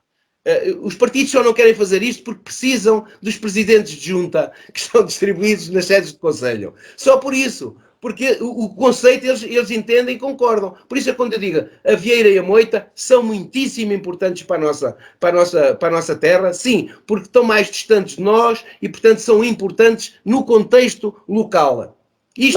Mas isso é a desvalorização da Junta de Freguesia da Marinha? Não é da Marinha, é das sedes de concelho do país todo. Certo, Filipe? Não estou a falar de Marinha específico. Claro. A Marinha é um exemplo apenas, não é? E agora, reparem, agora até temos mais delegação de competências para as juntas. Mas eu recordo, por exemplo, a limpeza da Avenida José Gregório. Até há muito pouco tempo, metade era da Câmara, metade era da Junta. Então isto tem algum sentido? Quando as pessoas dizem a limpeza da praceta que fica à frente da sede de Picassinos, quem é a responsabilidade? Estão a ver o que eu quero dizer? Há aqui uma interface que é difícil a gente perceber quem é um e quem é o outro. Por isso eu defendo isto. Agora, se me falares da Vieira, sim, a Vieira sim, está longe, até tem um punhal de distância, também a Moita também tem um punhal de distância. Agora tem menos punhal, mas está aqui uma distância. Aí tem uma força maior as freguesias que ficam fora da sede do concelho. E tem importância por isso. Agora, no contexto, respondendo concretamente à tua pergunta, sim, a Câmara Municipal tem um peso que não tem nenhum dos outros órgãos. Sim. Ok. No caso do MPM não conseguir uma maioria, quais são os cenários que o MPM põe em cima da mesa em termos de que pode ser do mais MPM? Já estamos no presente. Temos duas partes. A primeira parte é MPM, a segunda é mais MPM. O mais MPM. Quais são os cenários que o MPM aceita para governar ou prefere governar sozinho? Não. As coisas boas da vida fazem-se acompanhado. Okay? Portanto, não sou capaz de pensar as coisas sozinho. Não se fazem as coisas sozinho e muito menos na gestão de pessoas e gestão de um território. Ou seja, aí não estás de acordo com o discurso do 25 de Abril da Sra. Presidente? Não.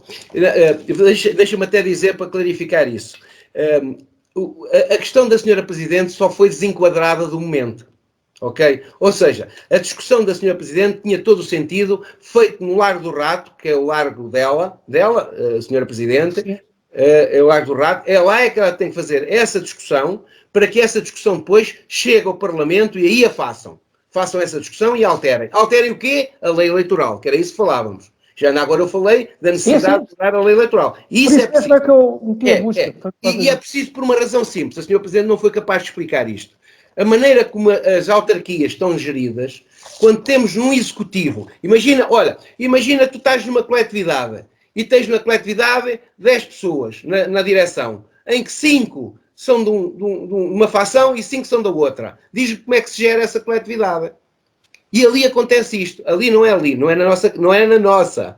É em todos os executivos nacionais de todo o país. O que acontece é isto. É que temos ali um executivo que devia funcionar como um conselho de administração, em que, ou se quiseres, como uma direção de uma coletividade, em que aquele que tem mais jeito para as contas é o secretário, aquele que tem mais jeito o técnico de contas é o Filipe, vai para tesoureiro, o outro que tem mais jeito lá para as obras vai tomar conta das obras. É assim que é feito. E cada um tem uma tarefa.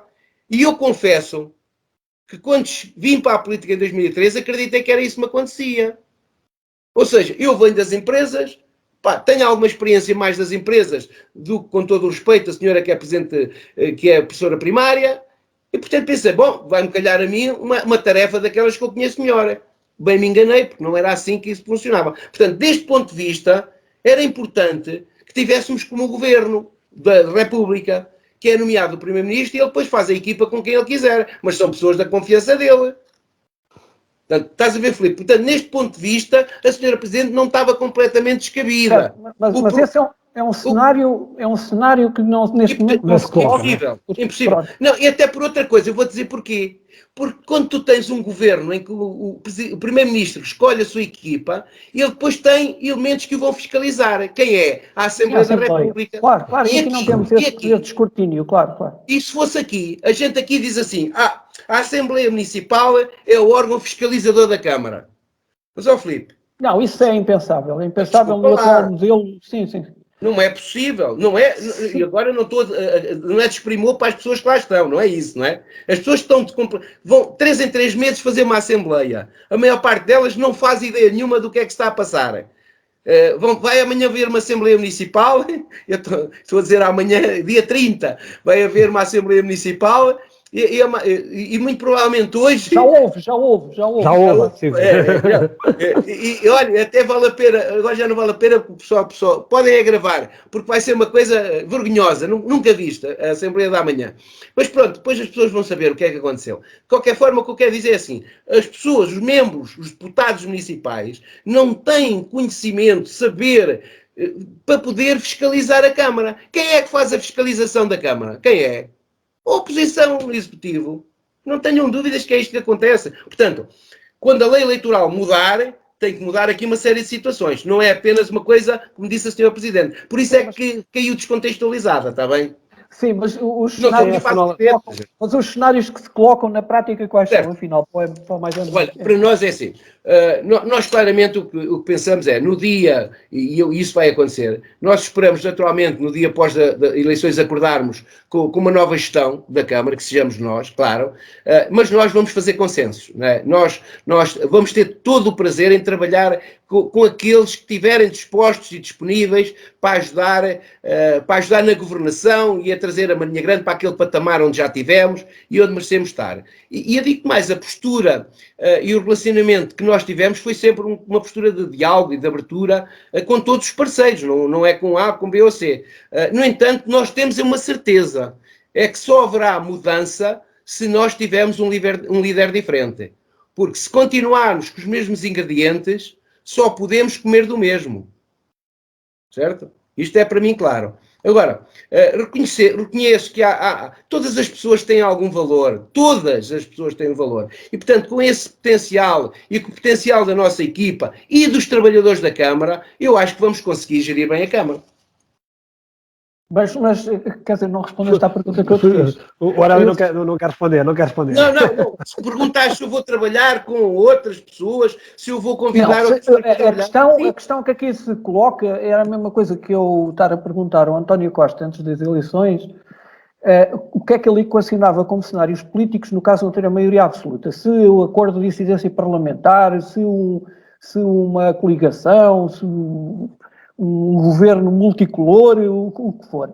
Agora, em relação à Câmara, concretamente, é evidente que eu percebo, e é legítimo, que quem se candidate que queira vencer. E se calhar, preferência, e também é legítimo, com maioria absoluta, para não ter que passar por essa questão dos 5-5. Tu falavas há pouco, 5 de uma facção e 5 de outra. Pronto.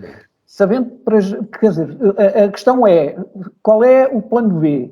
Há plano B ou não há plano B? O mais MPM privilegia em termos daquilo que pode ser a governação numa situação de vencer as eleições, mas em minoria. Eu já te disse, comecei por dizer ainda há pouco isto, é que nós vamos ter todo o prazer de convidar as pessoas que forem eleitas a trabalhar. Ou seja, o mais MPM está disponível a dar pelouros à oposição. A todos aqueles. E até te disse isso, que cada um deles tem valores. Não sei quem é que vai ser eleito, nós não sabemos nesta altura, nem sabemos quem é que vai a eleições. Portanto, mas para governar com o programa do mais MPM. Vamos ver. Olha, essa questão dos programas... Isto não é fácil, não é? Não, Filipe, deixa-me dizer-te outra coisa. Os programas, e tu és um homem que muito atento a isso, compara-os e diz-me assim, 90% dos programas são iguais. E nem tinha sentido ser ao contrário. Porque então é porque não vivíamos nesta terra, não era, Filipe? Quer dizer, quem vive aqui percebe que os problemas são os mesmos. Os programas podem ser iguais, mas as prioridades muitas vezes são diferentes. Atenção. E quem as executa? Filipe, o segredo disto, e tu vistes que a conversa que ainda agora tivemos foi nesse sentido, mais do que o que está nos programas, é como e quem é que vai executar o programa. Não tenhas dúvidas que esse é o problema da nossa autarquia há alguns mandatos. É quem executa. Não, o programa em si é delicioso, é ambicioso, é interessante. Eu posso pegar num programa da CDU ou do PS e executo. Mas executo. Entendem o que eu quero dizer? A ação é fazê-lo. Não é estar no papel. Porque estar no papel, o papel aguenta tudo. Não é isso o que está... Aqui a questão, por isso é que eu te falava do líder. É importante termos novos líderes. Estes líderes, com todo o respeito, eu respeito as pessoas como pessoas. Agora, as pessoas não mostraram capacidade para poder gerir o nosso território. É isso que nos pode ser. Ora, vou pegar essa vou pegar na deixa das pessoas e vamos passar aqui para a fase, ou para as perguntas mais relacionadas com aquilo que será o futuro. Okay. O MPM, neste caso, o MPM tem posicionado sempre o seu discurso muito ao lado dos recursos humanos da Câmara. Por vezes até dando a sensação que de ilibar aqui alguma falha técnica, perdoando quase, ou escondendo, e passando essa responsabilidade para a Presidente de Câmara, que acaba por ser normal, porque é líder e é Presidente. Não é? Este trabalho não se pode vir a virar contra, neste caso, o mais MPM no futuro?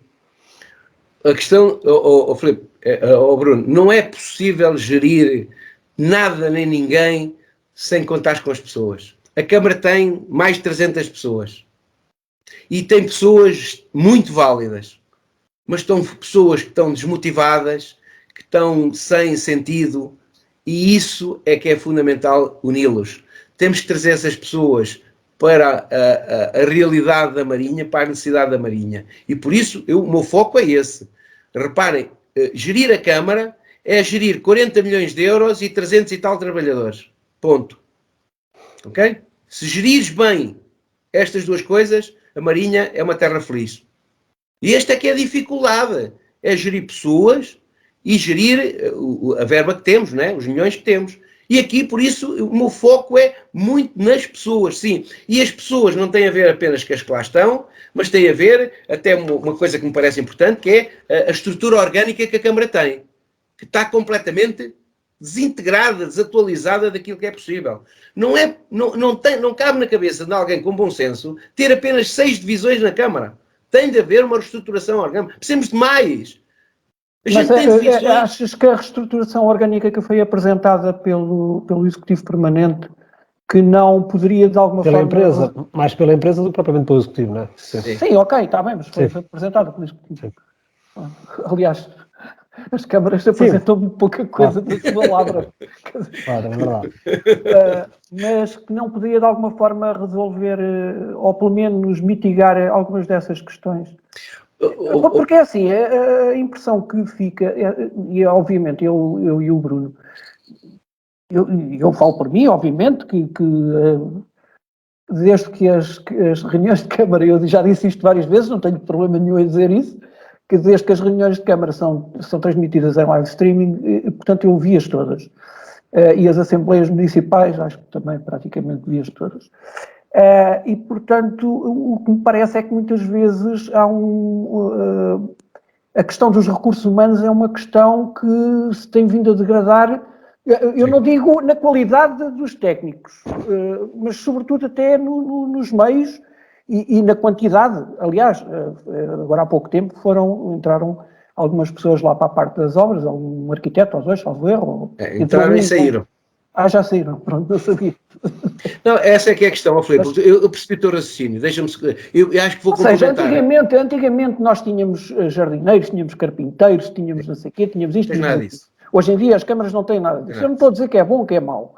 Agora, para aquilo que é o básico, dá a impressão, a sensação que se fica, esta é pelo menos a sensação com que se fica, é que a Câmara não tem recursos suficientes para fazer aquilo que tu muitas vezes dizes, que é fazer andar as coisas para a frente, ou seja, dá a impressão que há ali alguma entropia. Bom, Filipe, eu ainda agora dizia-te a questão das FIAs intermédias, não é? Os chefes de divisão.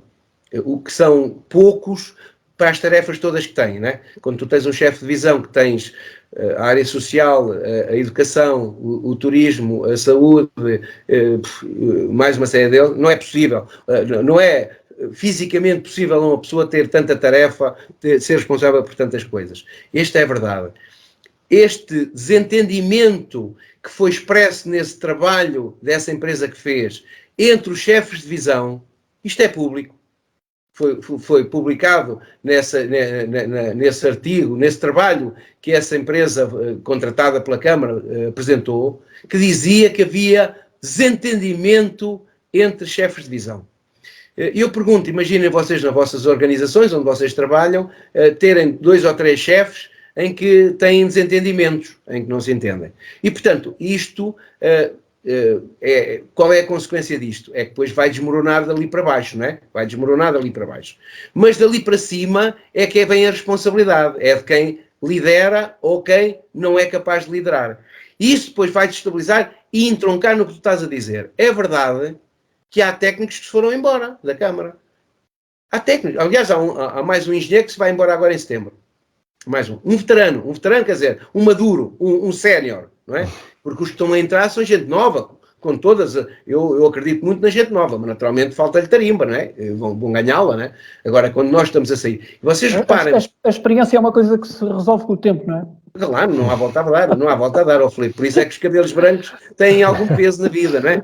Agora, a questão que se põe é assim, se tu olhares, até chefes de divisão, neste último mandato, saíram 2 ou 3, e saíram alguns até para chefes de divisão de Leiria.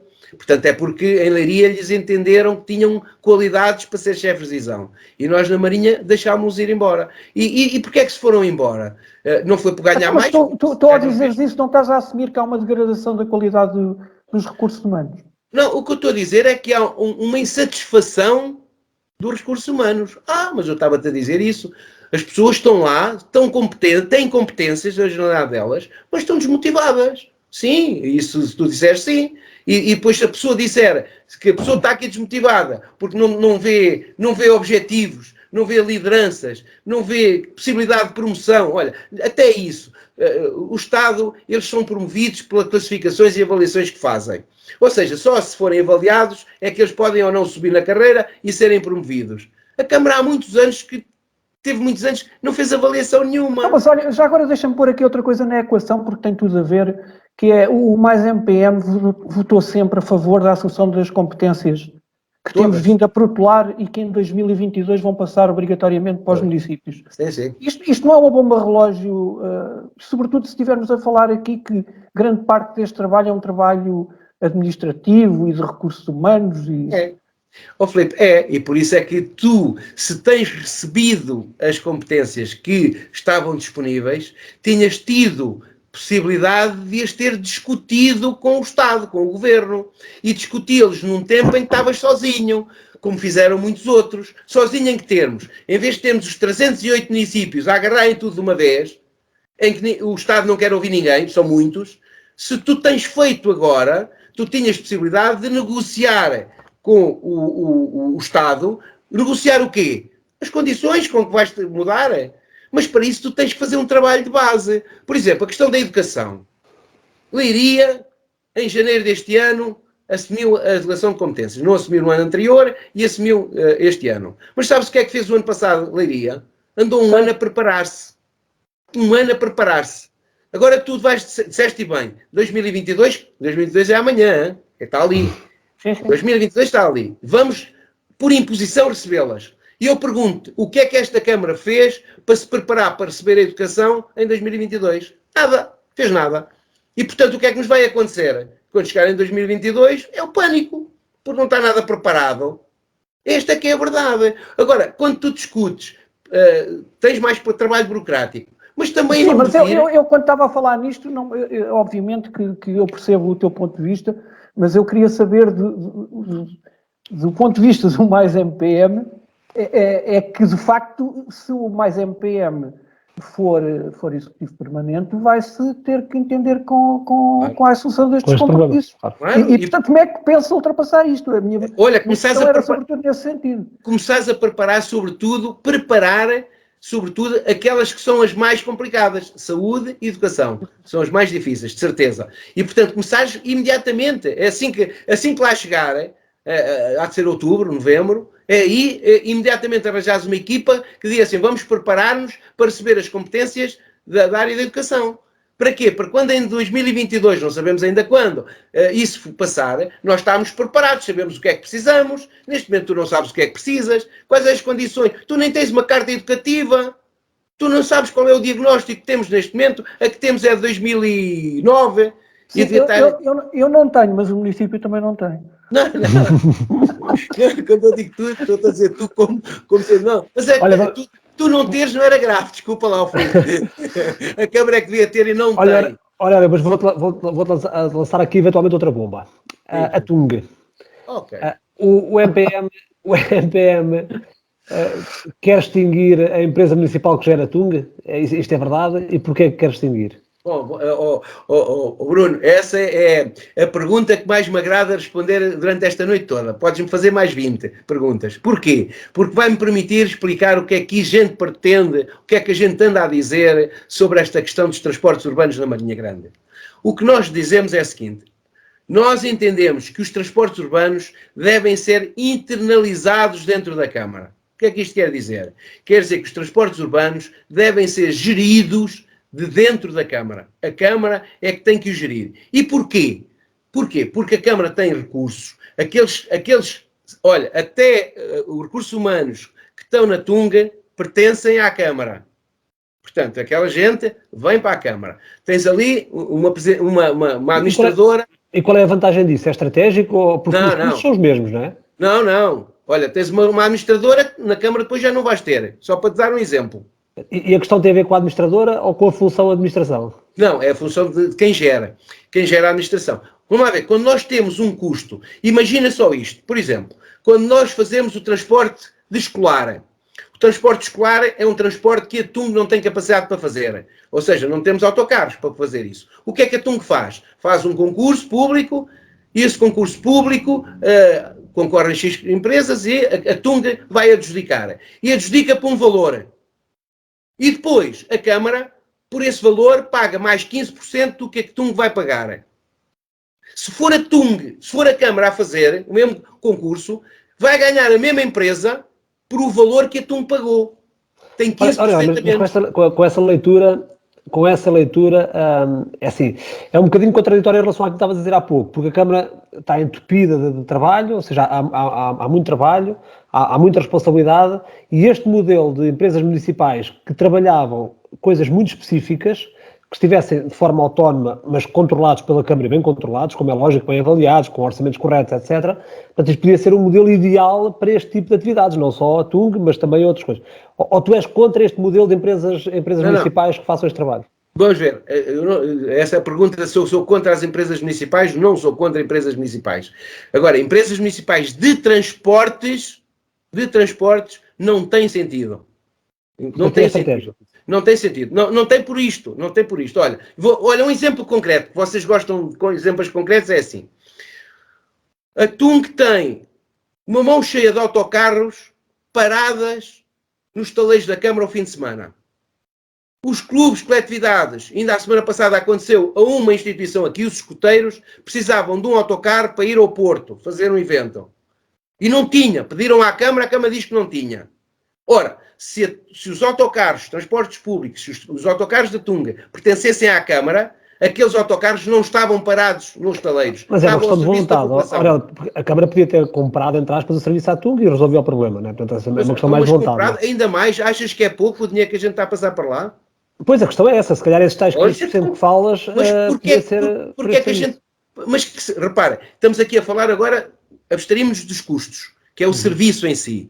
Aqueles serviços têm que ser prestados, não por uma empresa municipal, mas a Câmara tem que disponibilizar aquilo para os seus cidadãos, para as suas associações, para os seus clubes. É isso que nós entendemos. Portanto, aqui, para além da função custo, tem aqui a função serviço. E a função serviço é perfeitamente claro que é melhor feita dentro da própria Câmara do que é feita numa empresa como a Tunga. E se não, eu pergunto, conhece alguma empresa de transportes municipais no Distrito de Leiria? Só há uma. Só há uma. Nos 16 distritos, só há uma. A Tunga. Não há mais nenhuma. Mais nenhuma empresa municipal de transportes. Porquê? Pois é, aí é que está a questão. Porque não tem sentido. E estou a falar no distrito, mas a nível nacional são meio... Sim, mas por exemplo, em Leiria é a rodoviária que faz... Não, é a Mobilis. Sim, mas a Mobilis pertence à rodoviária do Lis, atenção. O que estamos aqui a falar é o seguinte, Filipe, o que estamos a falar é o seguinte, em Pombal existe a Pombus e em Alcobaça também existe, né? Portanto, o que está a acontecer é assim, o serviço tem que ser prestado obrigatoriamente porque é um serviço do Estado. A Câmara não pode deixar de prestar o serviço de transportes urbanos. O Mais MPM não quer deixar de prestar serviços públicos de transportes, Filipe, que fique claro, eu gostava que isto ficasse claro, porque às vezes as pessoas usam ou abusam desta ideia. Nós não queremos, não queremos até, mesmo quiséssemos, não podíamos, porque a lei obriga, mas nós queremos prestar esse serviço, porque isso é um serviço público extraordinário. Os mais idosos, as crianças, precisam de andar dos transportes públicos, temos é que fomentar mais os transportes públicos. E, portanto, isso deve estar gerido por um departamento da Câmara, para que seja melhor gerido os meios, e agora estava a falar os meios, autocarros, mas podíamos falar de outros meios, são meios que pertencem à Câmara. É este o sentido. Ok, Bruno, não sei se relativamente a esta... Sim, passamos para a questão da água, eventualmente. Pois, é uma questão também, tem aqui alguns pontos de contacto, uma vez que também é aqui que é assumido alguma subsidiação em relação aos preços. Houve uma altura em que vi alguma preocupação da tua parte relativamente, ou vejo sempre alguma preocupação da tua parte quando são referidas estas questões sobre os parceiros da ERSAR e da questão do diferencial de preço entre aquilo que a Câmara está a cobrar pela água e pelo saneamento e aquilo que os custos, porque os custos não estão refletidos nos preços e, portanto, isso em relação à legislação que existe e em relação à própria entidade reguladora, isso é ponto assente, não pode ser assim. A Câmara vocês, aliás, todos têm assumido isso como uma forma de subsidiação aos municípios. No entanto, eu vi-te, numa das reuniões que eu estive a rever, vi-te com alguma preocupação em relação a isso, porque a diferença de preço é uma diferença muito grande. Neste caso, até nem estamos a falar, não é os custos da água, estamos a falar mais até nos custos do saneamento. É isso. Porque os custos da água acompanham praticamente o preço da água. Do saneamento é que há aqui um déficit tarifário, digamos assim. É verdade. O que é que o MPM pensa relativamente a isto? Como é que esta questão se poderá resolver? Ou se isto assumidamente é assim, não vai haver consequências? Não, vai haver. Olha, começa a haver consequências até por isto. A ERSAR, como tu sabes, se quiseres fazer algum trabalho hoje em termos de águas ou saneamento, não podes candidatar-te porque a ERSAR não permite, dado que nós não temos acompanhado aquilo que são as diretivas da ERSAR. A ERSAR está a preparar-se para obrigar-nos a fazer isso, é claramente isto. E como tu disse, o saneamento para mim é mais grave. Apesar de que a água, deixa-me dizer, nós temos muita água, a Marinha Grande é rica em água, mas atenção, é uma água muito ferrosa, precisa ser tratada. O nosso problema é as perdas de água que vêm desde a captação até às nossas torneiras. Temos perdas incríveis de água. Isso é que não pode acontecer. Mas isso é função de quê? De termos condutas antigas, velhas, com rupturas permanentes, e isso acho que é claro, e a Câmara não tem investido nos últimos mandatos seriamente neste tipo de trabalho. Está agora a fazê-lo, é pouco, podia fazer mais. A água e saneamento nunca é demasiado investimento, nunca são feitos. Agora tem que se fazer com planeamento, temos que fazer bem feitos. Vamos acontecer esta coisa da adutora dos Altos Picotes, como vocês sabem, foi uma situação que vimos a arrastar há tanto tempo e é aquela que mais nos dói. Agora, essas perdas, reparem, é que nós não perdemos água da captação, perdemos água já tratada. Sim, sim. Que é isso é que nos custa mais dinheiro. E, portanto, mas relativamente aos preços, como é que os pode preços, resolver esta questão? Os preços vamos lá ver, os preços não devem, não podem ser comparados com aquilo que existe em outros municípios que não têm água. E como vocês sabem, se tudo correr bem lá para o final do século, a gente já não está cá, mas estão cá os nossos filhos e netos, a grande guerra que vai haver no mundo inteiro há de ser pela água, não é? Não é pelo petróleo, não é pelas armas químicas. Aurélio, mas é inevitável ou não o aumento dos preços? Tem de ser, Filipe, tem que ser atualizada. E quanto mais tarde demorarmos a atualizar, maior vai ser a dor. Porque um dia que a SAR diga assim, agora vocês não aumentam desde 2010, há 11 anos, não aumentam. E agora vão aumentar aquilo que eu quero. E reparem, a SAR é Estado. E o Estado, quando quer, impõe. E, portanto, era preferível fazermos uma atualização moderada, ponderada, porque há pessoas que podem pagar e outras que não podem pagar, de maneira a que possamos, neste momento, ou daqui a 5, 10 anos, termos uma situação equilibrada, porque senão vamos ter permanentemente uma situação desequilibrada. Nós temos, é como digo, não temos capacidade depois até para investir na água.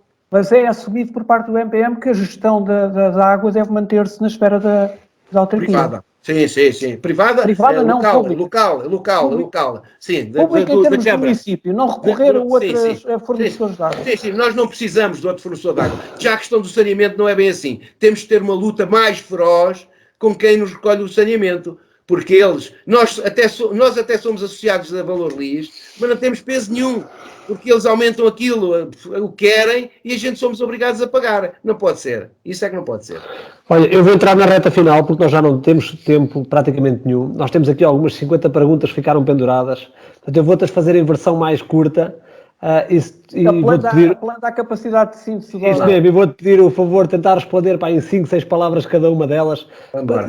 Guardei-te aqui uma para o final, para falares um bocadinho mais, porque parece que penso também é um tema sensível, que era da primeira parte, nós não o conseguimos, mas eu acho que merece aqui algum esclarecimento. Todas as outras são mais rápidas. Portanto, o problema do mercado está resolvido? O problema do mercado não está resolvido. Porque o problema do mercado tem de ser resolvido. Mas vamos ter um novo mercado, é isso? É esse o objetivo. A creche social é para fazer? Não é uma, é mais do que uma. É um dos problemas grandes. É creches sociais e equipamentos para os idosos. O MPM está confortável com o último projeto para as piscinas ou vamos ter mais projetos para as piscinas? É o segundo pelo menos, portanto vamos ter um terceiro, um quarto ou vai agarrar neste e vai fazer as piscinas? Aquilo que eu faria, que não foi feito, e eu pedi muito, é que se divulgasse o que é que se está a fazer. É fundamental. Eu acho que esta é uma das lacunas desta autarquia. Não é capaz de comunicar com os munícipes. Os munícipes são parceiros da autarquia. Parceiros. Não são pessoas a quem a gente impõe. E, portanto, o que eu digo é, mostrem o projeto da piscina, façam um projeto tridimensional, já pedi isto 10 vezes, para que as pessoas tenham noção daquilo que é o caixote que vai aparecer na zona desportiva. Porque é um edifício de grande volumetria, tem algumas qualidades técnicas, atenção, vou já dizer isto que é importante, mas é bom que o cidadão se vá adaptando àquilo que é a realidade da piscina. Agora que a piscina vai ser feita, vai. O Mais MPM vai fazer piscina. Esta que vai resolver o problema da piscina de São Pedro. Essa era a outra pergunta, ou seja, vai resolver... Eu já imaginava. Eu estou a dizer isso porque o Mais MPM já disse isto na apresentação, na apresentação com o Rui Moreira. Que solução é que foi encontrada para resolver este problema? Muito rapidamente. Há um grupo de investidores que está disponível para encontrar uma solução para as piscinas de São Pedro. A solução, como em tudo, tem que ser discutida, tem que ser negociada, mas tem que ser participada pela Câmara. Nada é possível fazer sem a Câmara participar nesta negociação, e que envolve o dono do território, a empresa Oliveiras, que envolve a APA, envolve os investidores, envolve a Câmara. E isto tem que ser feito rapidamente. Estes investidores já foram à Câmara, já estiveram na Câmara, mas não conseguem que aquilo dê desenvolvimento na Câmara. E por isso estão desiludidos. Eu já lhes pedi para eles não se desiludirem mais, mantenham-se em banho-maria até outubro, pelo menos. Falando em participação, o orçamento participativo é para ser reativado com mais MPM ou morreu mesmo? Olha, o orçamento participativo, na nossa opinião, é um instrumento extraordinário de cidadania, desde que bem utilizado. Desde que bem utilizado. Ou seja, é um momento em que tu percebes dos cidadãos aquilo que eles querem, aqueles que eles necessitam. E digo mais, aquilo que aconteceu nesta Câmara, nos últimos orçamentos participativos, isso não pode acontecer. Há regras, as regras têm que ser cumpridas. Senão já não é um orçamento participativo. O exemplo do patinódromo. O que é que podíamos dizer assim? Dizer assim, olha... Tem que ser uma resposta rápida, Aurélio. O patinódromo não era possível fazer com 100 mil euros, não era. Então é assim, a Câmara assume aquilo no seu orçamento, porque quer fazer um patinódromo, já não é do orçamento participativo e a gente vai gastar lá o que tiver que gastar, que é o que está neste momento no orçamento, são 500 ou 600 mil euros. O programa eleitoral do Mais MPM vai ter um conjunto de medidas avulsas, como falámos há pouco, ou vai ter uma orientação estratégica, vetor estratégico, chamemos isso? Eu não quero um programa eleitoral, quero uma carta de compromissos. E a carta de compromissos que vamos ter há de ser com coisas muito concretas. Já vos falámos hoje aqui algumas, já falámos na sexta-feira sobre a cultura, coisas muito concretas. É isso que é possível. É concretas e para fazer. Agora, uma das coisas que falaram foi o Plano Municipal da Cultura, em que o MPM diz que é para se fazer e para isso vai constituir um conselho estratégico que vai, um conselho municipal da cultura que vai produzir esse documento. Normalmente costuma dizer-se, quando não se quer resolver nada, cria-se um conselho, não é? Não é um conselho, é uma comissão. Não. Eu estava a adaptar para aquilo que me dava jeito. Ou seja, o MPM não tem um plano municipal da cultura. É evidente que é assim. Naturalmente, todos temos planos.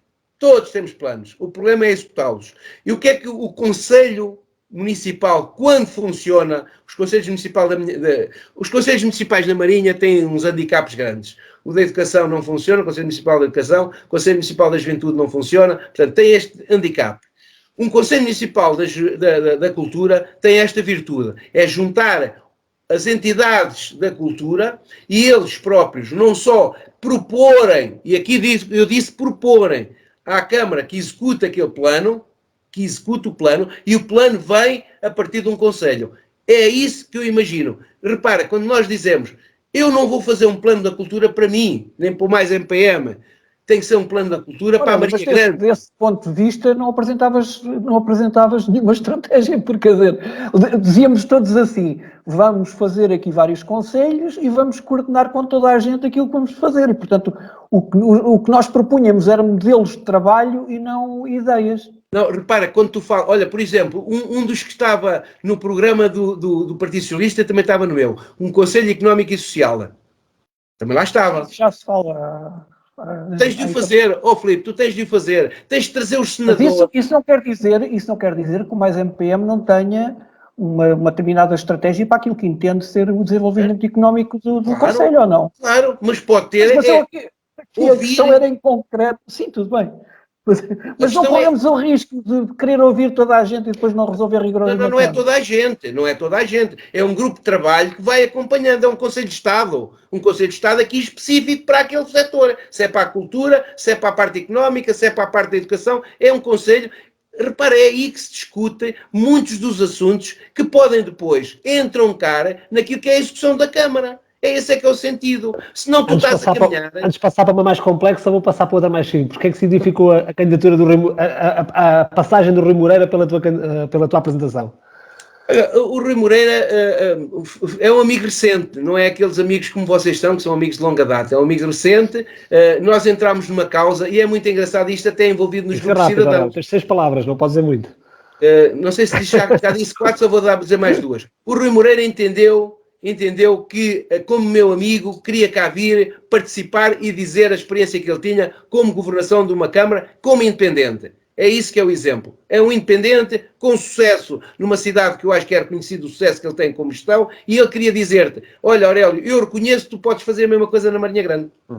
Esta se calhar é mais complicada, precisarias mais tempo, mas também não te dou muito tempo. O problema do intermodal.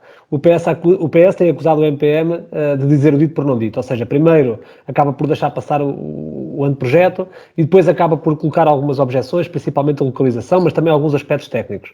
O MPM é uma força de bloqueio? Não é uma força de bloqueio, e ali a situação, se pretendesse resolver, tinha-se resolvido. O PS é que não quis resolver. Eles não quiseram resolver o assunto. Porque o intermodal, aquilo que nós aprovámos com condições. Eu até disse que é uma experiência que eu tenho nos moldes. Um anteprojeto é um desenho preliminar.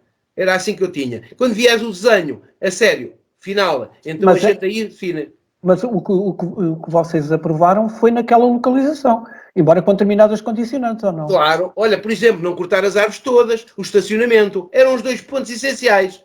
Era não cortar aquelas árvores todas que ali estão e manter, porque como tu sabes, aquilo tem dias que está completamente cheio de carros e, portanto, era preciso fazer um projeto de estacionamento para ali. E muito mais, quando tu tiveres as conservatórias do outro lado, que as pessoas vêm estacionar ali. E, portanto, tínhamos que ter... Mas isso à partida se calhar inviabilizava que o intermodal fosse ali naquela localização, ou não? Não. Olha, mas estás a ver, olha, tinhas 11 cais para autocarros. 11. E eu pergunto, para quê? 11 cais para quê? Estás a ver? Portanto, tínhamos que requalificar o projeto que ali estava, tínhamos que prever como é que se faz o estacionamento. Olha, eu no outro dia ouvi... Então isso deita por terra uma acusação que tem sido feita ao MPM, Neste caso. Que é a questão da localização, ou seja, vocês não viam com maus olhos ser ali, a questão estava sobretudo na escala com que aquilo estava a ser feito. Filipe, naquele projeto que ali estava, quando ele foi apresentado, sim, era isso que nós dissemos. Foi isso que nós dissemos no anteprojeto. E a partir do momento em que eles disseram, não, ou corta-se tudo, ou então ele não vai do outro lado, a gente daí diz, então não se corta aí nada e vamos fazê-lo no outro lado. E aí propusemos, e ainda continuamos a pensar, fazê-la perto da estação, naqueles terrenos que são da Câmara, onde lá está 2 lotes de Soura Tour de Oliveira. Estás a ver? A questão é esta. Portanto, não vamos a esse tema. Olha, Aurélio, desculpem ter falado no tema. Passa muito tempo. A FEIS pode ser uma janela de oportunidade que se abre aqui para o futuro da Marinha Grande, sem dúvida alguma. Mas também pode ser um novo átrio, ou pode ser mais aqui um género do fã de branco. O que é que o Mais MPM pretende fazer, ou que ideias essenciais, básicas, tem ali para aquela zona? Qual zona, desculpa? A zona da FEIS. Da FEIS. Olha, nós temos defendido, e se vocês viram o que é que nós apresentámos como proposta em fevereiro do ano passado, é assim, nós temos ideias, nós temos opiniões sobre elas, não vamos transmitir, nunca o fizemos, não vamos transmitir nada enquanto não se fizer um levantamento arqueológico daquele processo. Nós dissemos isso naquela altura e a senhora Presidente disse-me agora aqui há dias que sim senhora, agora concorda com isso e até já contactou a pessoa que veio na altura fazer uma sessão à Associação Marinha em Movimento e que portanto realmente aquela pessoa é a pessoa certa para fazer o trabalho e tal. E portanto contactou também já o IPL e vamos fazer ali um estudo. Aquilo tem que ser uma âncora para o centro da Marinha. É isso que eu gostava, que aquilo fosse capaz de trazer pessoas ali para o centro da Marinha. Exatamente o que é que ali se vai fazer. Eu visitei-a pela primeira vez há 2 semanas, ainda lá tem fornos muito degradados, tem lá coisas muito interessantes, é possível, o espaço é imenso, dá para fazer muito mais do que uma coisa, tem é que ser um centro, provavelmente um centro de tecnologia, tem que ser um centro histórico, não podemos perder o passado, ali é o berço da Marinha Grande, nós não podemos matar aquele berço, isso é verdade, mas temos que o desenvolver de maneira a que cativemos pessoas para ali. Tem que ser um espaço onde leve pessoas. Isso é que é o princípio. Mas tu disseste que o Mais MPM tem algumas ideias... Oh, Bruno, desculpa lá, é rápido. Filipe, já vamos com 1h40. O Mais MPM tem algumas ideias para ali, mas que não as vai revelar. não é não revelar, não é revelar. É as ideias que nós temos, e temos sugestões para ali, desde um centro de ciência viva, desde um centro, como se fala também do IPL, poder meter ali um centro tecnológico, um polo, que se agarra até se encoste perto da EPAM, que já lá existe uma escola profissional, não é? Portanto, podemos encostá-la. Tudo isso pode-se fazer ali, centros de working. Há ali... Pode-se fazer muita coisa, mas eu, enquanto eleitor, gostava de saber era exatamente o que é que as ideias com o MPM, o que é que defende para ali, era isso repara no seguinte, o nosso princípio foi este, não condicionar e dizer, olha, eu quero ali, porque a partir do momento que eu digo, o Sr. Presidente disse que queria criar alguma coisa para ali, a partir dali tu estás condicionado, deixa vir os arqueólogos dizer o que é possível e o que é que não é possível, em que espaço é que tu podes executar. Imagina que os arqueólogos diziam assim, olha, aqui não presta para nada, é tudo para demolir. Hipoteticamente, eu creio que não é assim. Ou ao contrário, dizer, olha, metade daquele espaço, aquilo é arqueológico, não se pode construir. Então, o que é que vale a pena estar aqui a pensar se depois tu só tens um cantinho para fazer alguma coisa? Estás a ver? Estamos a chegar à reta final, vou-te dar aqui 12 palavras, em vez de ser 6, está bem? Porque era uma das primeiras perguntas que nós tínhamos, eu tenho a certeza que é um tema sensível e que é importante esclarecer as pessoas. Um dos temas, esse tema tem a ver com o chumbo ou com os bloqueios que o MPM teve em relação à isenção dos pagamentos das refeições escolares. Porquê é que o MPM votou contra na altura e ficou associado a este voto contra? Pois nós nunca votámos contra. Chega de palavras ou queres mais? Para mim chega. Não sei se queres aproveitar para explicar melhor, mas pronto. Nunca votámos contra por uma razão simples. Era preciso perceber o que é que estava a acontecer. E o que acontecia ali é que é uma das coisas que nós fizemos. Muitos dos processos que ali vieram à Câmara, nós lutámos por causa das ilegalidades. Eles vinham feridos de ilegalidades.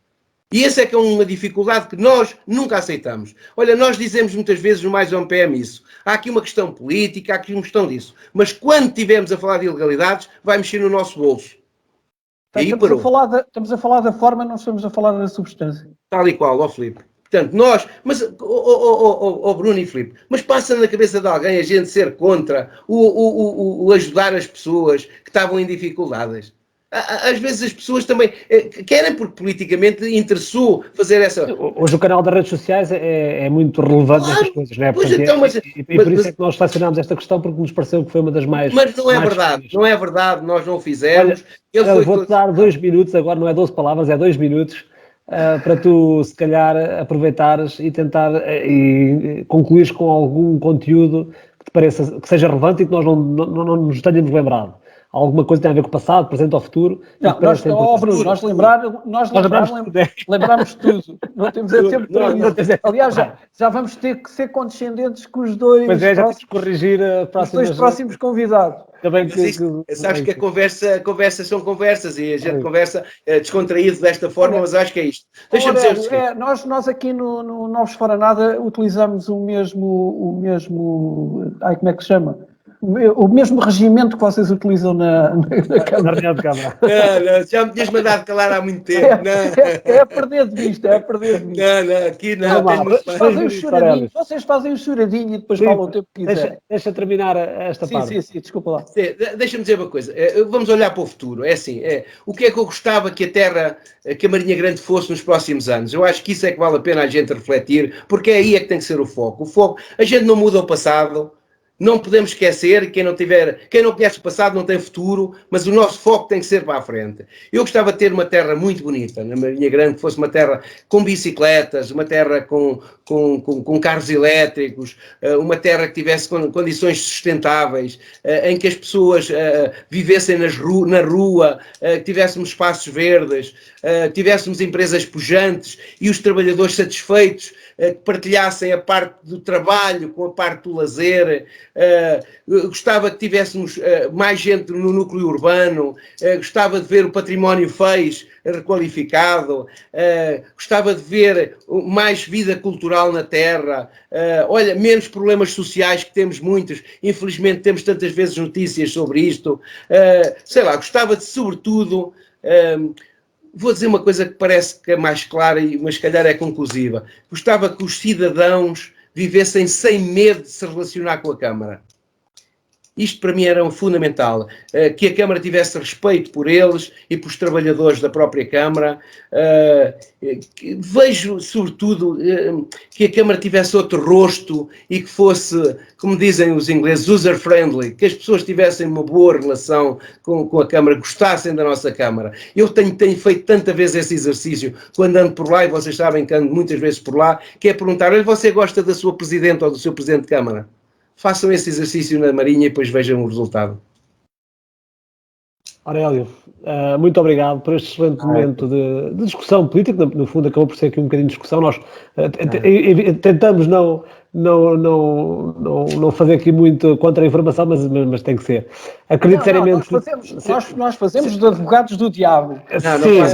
Não. Mas às vezes apetece ir mais além, né? E não pode claro, ser. há aqui um compromisso que foi não darmos as nossas opiniões pessoais, porque isso não faria sentido, não é?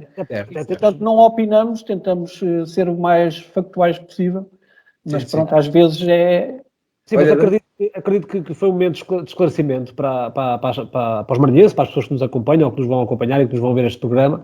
Acredito que também acaba por ser vantajoso para quem aceitou o convite, porque penso que é uma oportunidade também importante para o Aurélio e para o Mais MPM para esclarecer, espero eu. Um ato de fé. É um ato de fé, é isso mesmo. Olha, Filipe, no próximo programa vamos ter a oportunidade de falar destes e de outros temas, agora com o candidato Carlos Caetano. O mais conhecido vice-presidente de Portugal. O mais conhecido vice-presidente de Portugal. Então, o Aurélio há bocado perguntava se eu conhecia o vice-presidente da Câmara de Lisboa e de Castelo Branco. É isso, e o da Marinha conhece, não é? Deixem-me só agradecer-vos, dizer duas coisas que me parece. Primeiro, agradecer naturalmente esta oportunidade, mas sobretudo dar-vos os parabéns por não vos for nada. Eu papei-os todos. Fiz quase como o Filipe faz às câmaras. Todos. Mesmo quando estava fora daqui, à sexta-feira à noite, lá estava eu ligado a vocês. Vocês fizeram aqui... este trabalho é um trabalho extraordinário. Vocês acho que não perceberam ainda a dimensão, mas é muito, muito, muito interessante. Porque é muito descontraído, mas onde se dizem coisas importantes e coisas sérias. E vocês são indivíduos que são cultos e são agradáveis de estar. A gente podia estar aqui, podíamos estar a ver um copo juntos ou outra coisa qualquer. E isso é fundamental para o cidadão perceber que nós somos seres humanos, somos pessoas, e agora que não nos podemos abraçar, não podemos chegar ao pé um do outro, tenhamos estes momentos de partilha, de gosto. Portanto, obrigado a vocês, continuem, estamos todos à espera de muitos novos por aí fora, e portanto, sejam felizes. Muito obrigado, Aurélio. Obrigado, Filipe, mais uma vez. Para a semana não, para o próximo programa vamos então gravar com o Carlos Caetano e depois, quando publicamos os três ao mesmo tempo. Portanto, como disse no início, nenhum deles vai ter acesso à gravação antes do seu próprio programa, como é lógico. Muito obrigado, então. Obrigado, boa noite, obrigado.